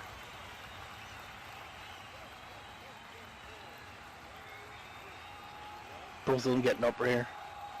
But you know, as this match goes on and the frustration mounts, you know, you might see it take a dark turn. Oh, an area with that nice fireman's carry.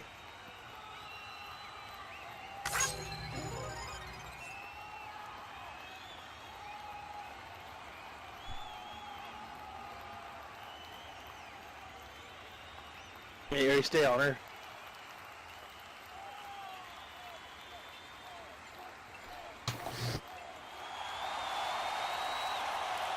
Man, Erie giving her a chance to get up and off the ropes now. A rebound crossbody. Erie gets caught.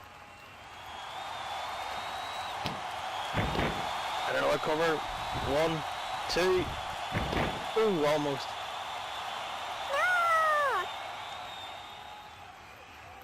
A 2 count as Erie gets that shoulder up to a like nice rebound crossbody coming out that rope at just the right time.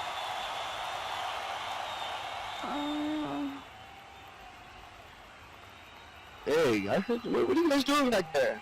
I heard some moaning that's not of this world. Giggity. Kira whipping Erie off.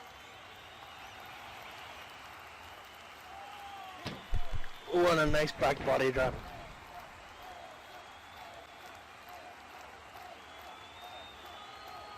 And Erie on the outside now. Erie, you dead? Back body dropped over that top rope, all the way over and down. That's a long fall, folks. Uh-oh. Where are you going? I didn't dead. Was numbers' fault? Why is it always my fault? Well, I'm protecting myself here. Oh, she grabbed a beer. Nice. Oh. Little shut her leg. Makes you want to holler howdy ho. Burns your tummy, don't you know?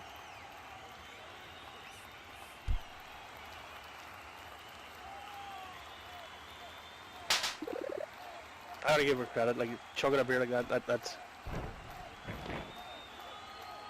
That's why I'm voting for her. That and she bought me beer. Was she running for something? That eat my shorts, wrapping it up into a bulletin. Here may be the secret sauce. 2 count only though. Kira gets that shoulder up. Kira's got a lot of resilience in this.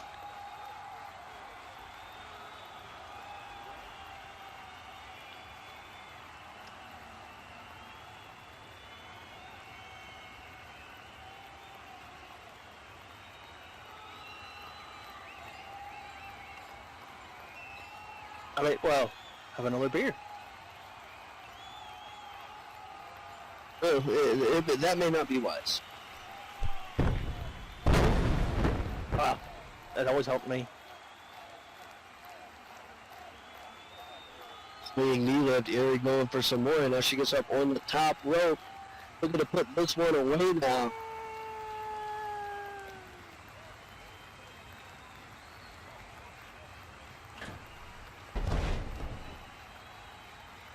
And I kid you not, 1, 2. Just a 2.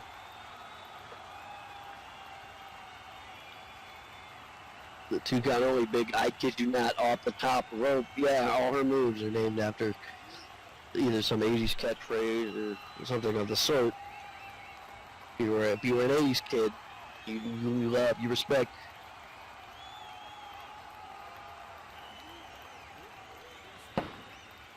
Kira with a nice drop toe hold there. Could this be where Kira finally gets enough just to put her away? I don't know. She is up on that top rope right now. She is measuring Erie, letting Erie get up. Wait for the right moment. See what she's got. Oh, and a nice diving Meteora.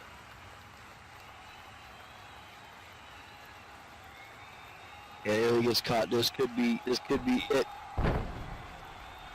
Leg drop from Kira. Kira may have imposed enough distance here to be able to wrap this one up, but she's still going. Picking her back up.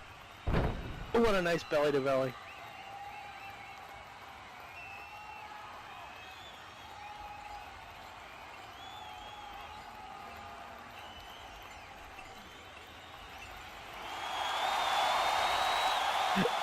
Yeah, hit her with your morning show. Stay safe for notes. Both women looking completely exhausted right now. I think at this point it's anybody's game. Oh, and a nerd buster. I think this is it. I mean, if I was Kira right now, I think that was the one day to go for the 3 on. I mean, if she misses this, I think Erie's got her. Oh, I don't know. Erie's down on the mat right now. Kira is thoroughly in control of things. And she was up on top. It's like she's getting ready. And there was the snapshot off the top rope. There's the pin. 1, 2, and 3. Ladies and gentlemen, here is your winner, Kira Scarborough. I mean, I wanted Erie to win, but I'm okay Kira won.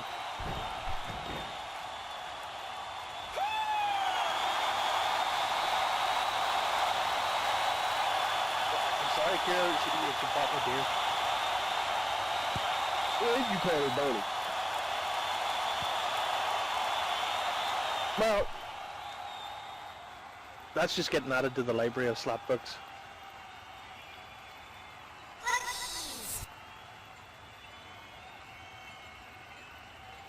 Both women hogging it out now.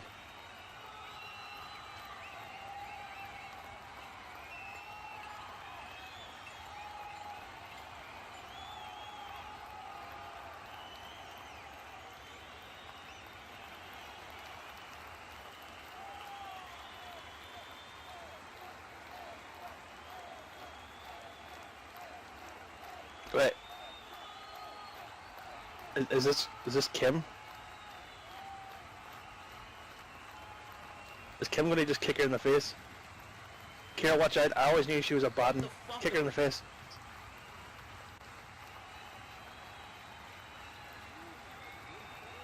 Nice match as ever out of both of you. Now I have a reason for coming out here right now. So sorry to interrupt.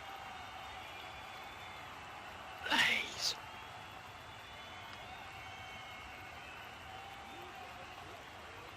See, the championship committee want me to select an opponent for my title defense this month.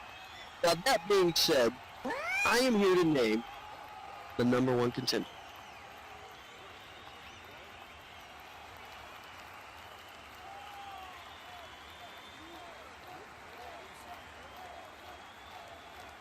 Yeah, I've seen you scrap fairly, and you're a former SLCW Women's Champion. Well, you did answer my call for a tag team partner 3 weeks ago. So, this being said,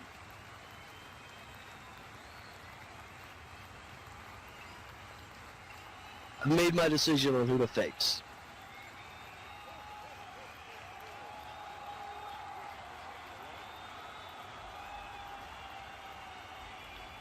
It's me, isn't it? I always knew it was me. It will be Kimberly Smith versus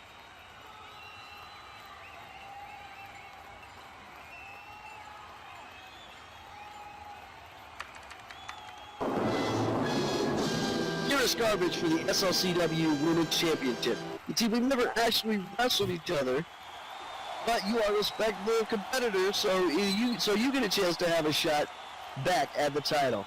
And well, I kind of know for one, you've been my tag team partner. Well, there you have it. I mean, Kimberly Smith, picked the number one contender. Yeah, and, I kind of Kimberly Smith picking. Here's Garbage here, wrapping it up with, she owes her one. He's looking forward to it, so we'll be seeing that match in a DCWF ring very, very soon. So folks, if you don't come to the DCWF, make sure you join our fan group, make sure you check us out, because we do this each and every week, 12 noon on Sundays. We do get those rare opportunities to come out and have fun in it. In a way sim like we are today, and we are excited to be here at Biker Bayou. Before we get into what's coming up next, just want to plug once again, 6 o'clock tonight, that Reba concert. Make sure you're back here, because we love some Reba. He is the SLCW Men's Champion, the Gorgeous Nightmare, Nick Williams.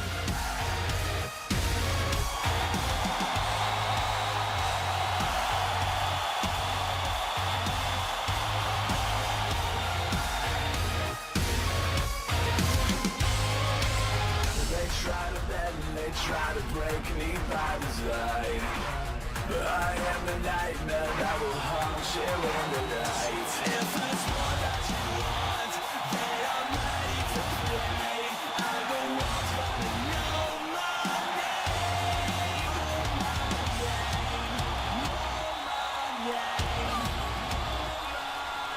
Through everywhere I go, every failure I fall, every crack in my bones, I'm untouchable, like a sleeping onion.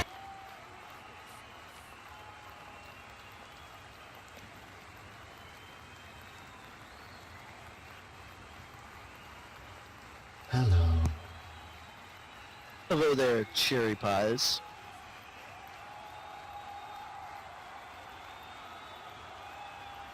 Oh my, look at all that nice tight weather out there and all that hard machinery. You know, it truly is a lot like you rough and tough. It truly is a lot like you rough and tough and dirty bikers. I like to play rough. I like to get dirty.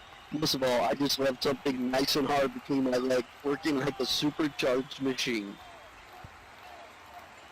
All I'm going to say is phrasing.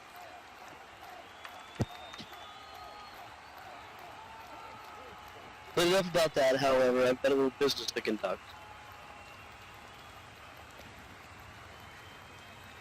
I am out here again to offer an opportunity to any fellow back there who could come down to this ring and get it on with me.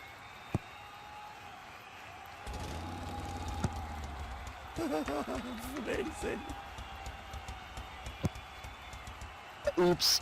I mean, I would like to challenge, who would like to challenge me for this big, beautiful, hard thing I'm holding, and he's referring to his SLCW Men's Championship.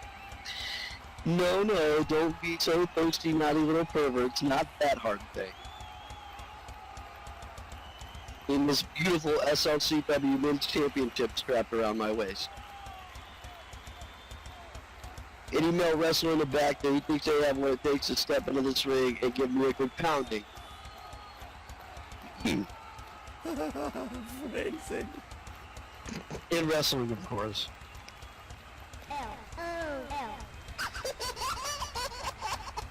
So who's it gonna be? Come on down and let me see your balls. Well, there it is, the SLCW Men's Champion. Let's see who has the balls to come down here. SLCW Men's Champion, offering up an open challenge to anybody in the back, and we know that music.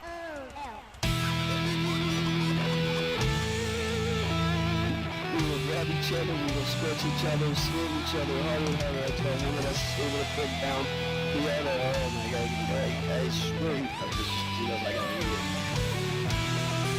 Well, we know that music. And there he is, the cowboy, Drewski Huxley. That's who we will call it, the SLCW Men's Championship. The SLCW Men's Championship is on the line right now at Bayou from Dallas, Texas, 243 pounds. The cowboy, Drewski Huxley, on a motorcycle, answering the call. Well, me and this man have had quite the history this last year. Drewski Huxley from the shot at the SLCW Men's Championship, a title that for as long as he has been in the DCWF as a leader, and he gets a legitimate shot right now as the Gorgeous Nightmare came out and offered an open challenge. What's up, bitches? I'm calling it a speed choke.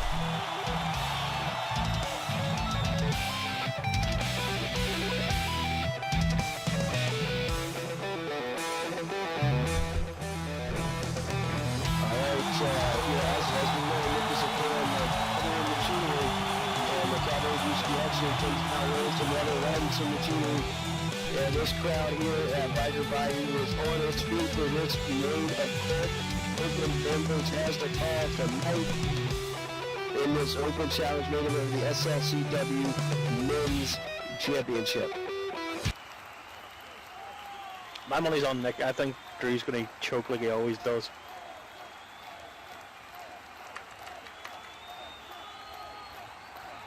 Okay. Well, there you have it. Boz is taking all comers. So if you got some money you want to put up, Boz is giving you odds. And don't forget, once again, if you like what you saw today and you want to help us out with a little winning love, hit up our tip jar. I will be dividing the contents of that tip jar amongst all the wrestlers on the DCWF staff who performed here tonight, except for Pat Stigler. I don't think he deserved any money. I don't think so. I think he's a bit of a dick.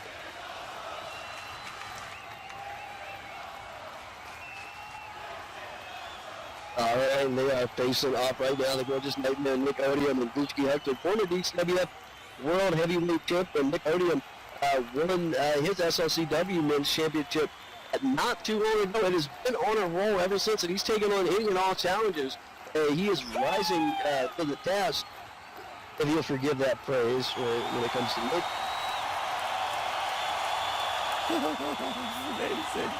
Yeah, what's Kelly's head? And the bell is rung with those words being said. Here we go, power up and tie up to start this one off. The Boz has got money on Nick. Oh yeah, my money's on Nick. All right, I got 2,000 windows then. What's the odds? Well, let's do it. $2,000 each. Fair enough.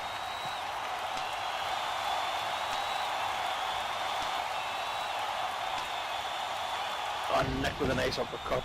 But actually, when he does that, I felt that hurts. And there comes Drew with them punches.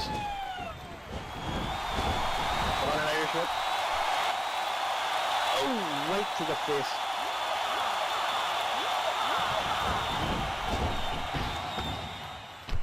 Nick whipping Drew off. Oh, Drew countered it. Oh, and an elbow to the face. Yeah, What is it like him and his elbows? He likes the elbow, man. One of his heroes is the American Dream, Buster Rhodes, if you will, buddy. He likes to drop that elbow and get in the ring and get funky like a monkey, if you will. Drew cover one? I don't know. Well, you know, I think they're illegal elbows. Again, I'm not biased. And 2 count on that pin. Drewski actually carrying on there, bringing the SLCW Men's Champion to his feet. The one thing you got to remember about the SLCW Men's Champion, is his ace card is his unpredictability.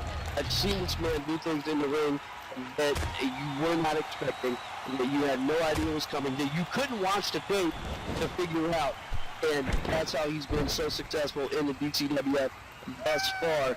And that soul butt kick happens to be proof of that. That's out of nowhere with that.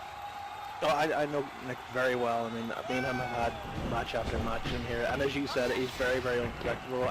There was times I thought I had him, and then out of nowhere something new came out, just like this. And I thought I wrote the textbook for flippy shit. And the erotic uppercut landing squarely on the jaw of the cowboy Drewski Huxley.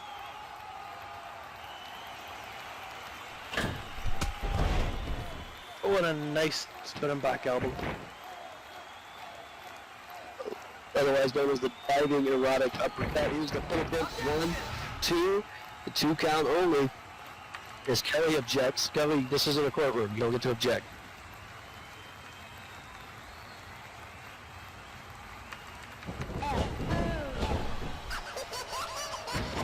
Nick whipping Drew into the corner here. I mean, this is where Nick starts to play some mind games. Yeah, and I know them all too well. Something about being a courtroom too, Bob. Oh, I think so, you know. Nick now with those kicks.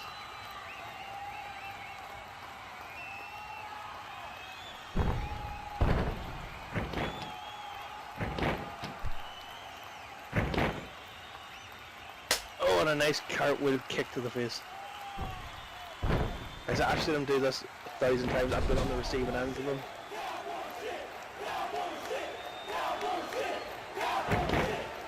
That's some cowboy shit from the crowd. Well, you know, Hey, look, they're trying to rally through it. they are, but you know, Nick there hit him with a nice rim job, as he like to calls it. Dragging him out of the corner and with a nice stomp. I was trying to interject so that we didn't have to use that term, but thank you for coming back to it. That's what I do. Oh, and he's Nick teasing all these women here. And a fist drop. And the men too. And that big fist drop. He's teasing everybody.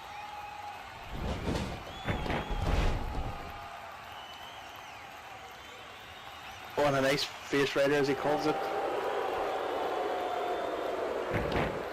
Drewski actually finding himself would have been in trouble, and his chances of winning the SLCW championship get slimmer and slimmer the more that Nick is able to carry on with his offense here.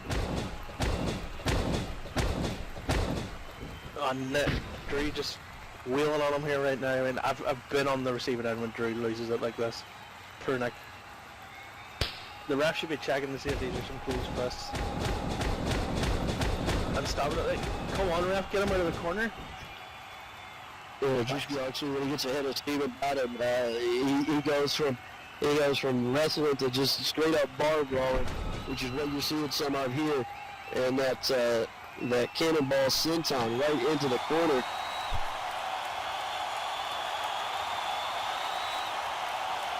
All the weight behind that's enough to put Nick out right there, to be fair. Now 200 plus pounds, and Nick took it.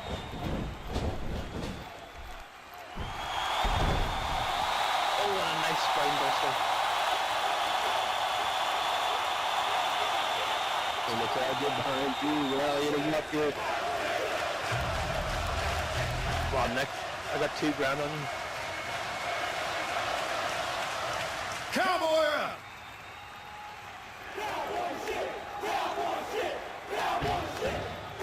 Oh, you know what? Yeah, road shit. Now Drew's going to take to the air. Not a place you see the big men go very often, but he's down for it, it looks like. Oh, and all the weight that had that with that elbow, that's enough just to take it out of the game right there. I felt it. And a big elbow drop boxing style. Yep. And Drew's just trying to tell with him here. At this point, Drewski actually has the advantage in this match, and it would seem that the crowd is behind him. And believe it or not, folks, the crowd fuels a lot of what goes on in the ring. You get the crowd behind you. You get that burst of energy. You get that momentum, that drive, that will to keep going. And the Whiskey Lullaby is locked in. I've been on the other end of that. That's put me to sleep a couple of times.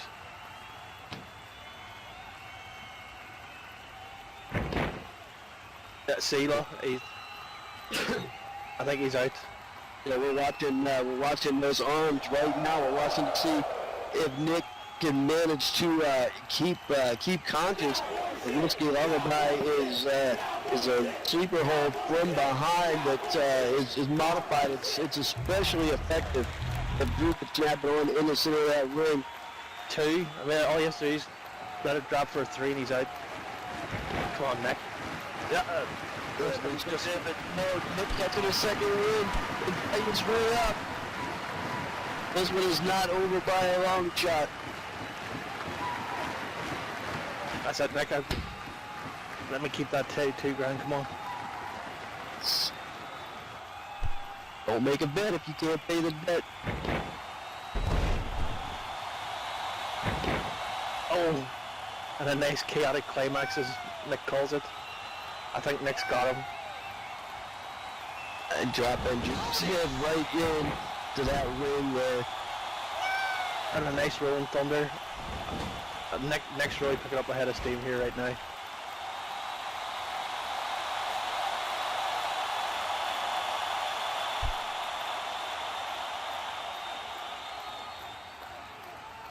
And Nick's going up, setting himself up for the moonsault. And that diving corkscrew leg drop connect Goofy Huxley. They had a chance to got cut off, and now he is in a bunch of trouble. And yes, Nick dropped his ass right on the man's head, because that's what Nick does. That's it, Nick. Oh, and just, I think he held that in for a cover. That was like a 2 count. Come on, Nick. Drewski Huxley dig it down deep in the places we don't talk about at cocktail parties and finding the strength, the muster up to get that shoulder up off the mat. And Nick Odium is staring at him now, beside himself.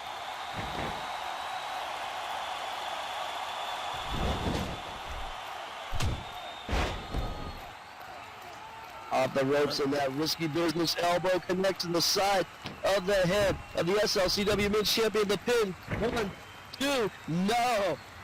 Nick gets his shoulder up. We have seen fortunes and the tides of war change back and forth in this match so many times, Posse. Oh, I know. I had to hold my breath there because I was nearly about to be 2K per.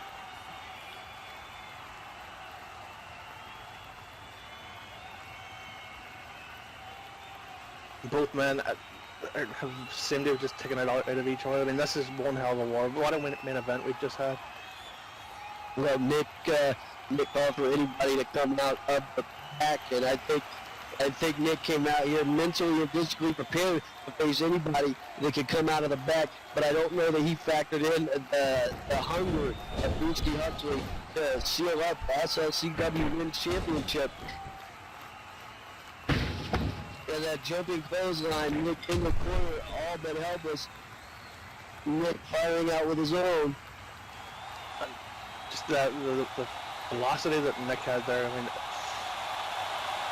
that's some of the stuff that he said. We've never seen Nick kind of just go to gaps we've never seen before. I never expected him to go that far. And that's what I talked about when I talked about Nick's unpredictability.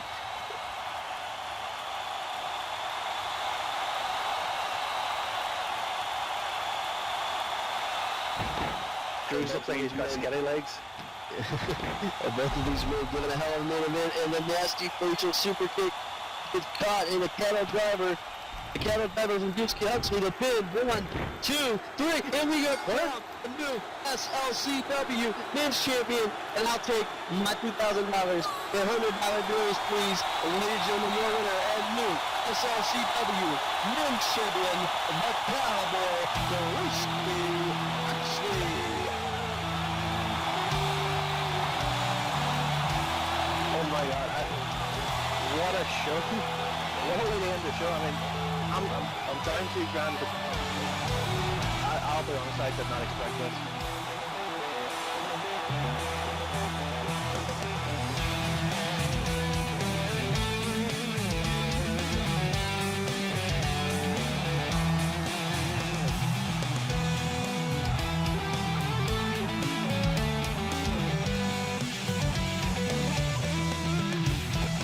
And Drewski Huxley wrapping up his Grand Slam here. He's been chasing that ever since he came back.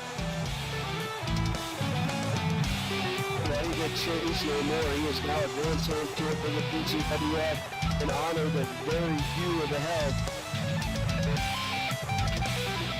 You're correct. Very, very few of us have. And no flies on the bridges. Nick Owen broke through everything he had, and the sun shines on a dog's ass Sundays.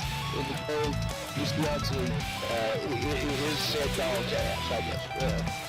It was his day. I'll give Drew credit here. I mean, I thought I've been addicted to him for the last year. I mean, seeing him come back and fight with every possible reason, I will be the first to say congratulations.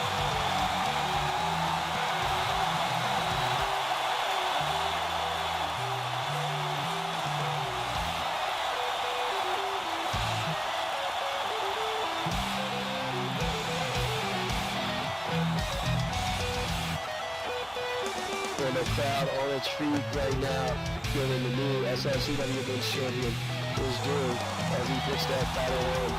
There goes your father.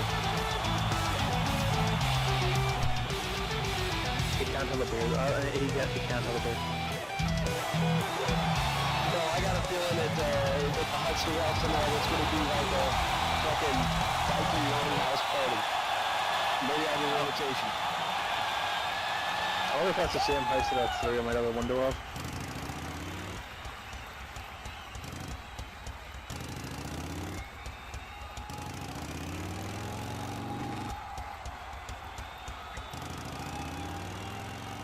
What we have learned is that going up is not as easy as coming down. Ladies and gentlemen, we want to thank first of all, we want to thank Bikers Bayou for hosting us, for having us come out. And just so you know, the DCWF will be back here, if not before, for sure, in April for our annual Hog Wild pay-per-view. There's going to be fights, there's going to be burgers and beer and babes. It's going to be a crazy time. We will be back. We want to thank you guys for coming out, checking us out. You can check us out each and every week at the DCWF Arena at Little Italy as we put on Full Tilt, and we've got our 13th anniversary coming up. Mark your calendars for February 28th. DCWF celebrates 13 years with WrestleFest 13 coming up in February. Bazza, you want to say goodbye? Yeah, I'll say goodbye. Bye. And Mama, thanks for having us out. Bye, goodbye. Thanks for having us out.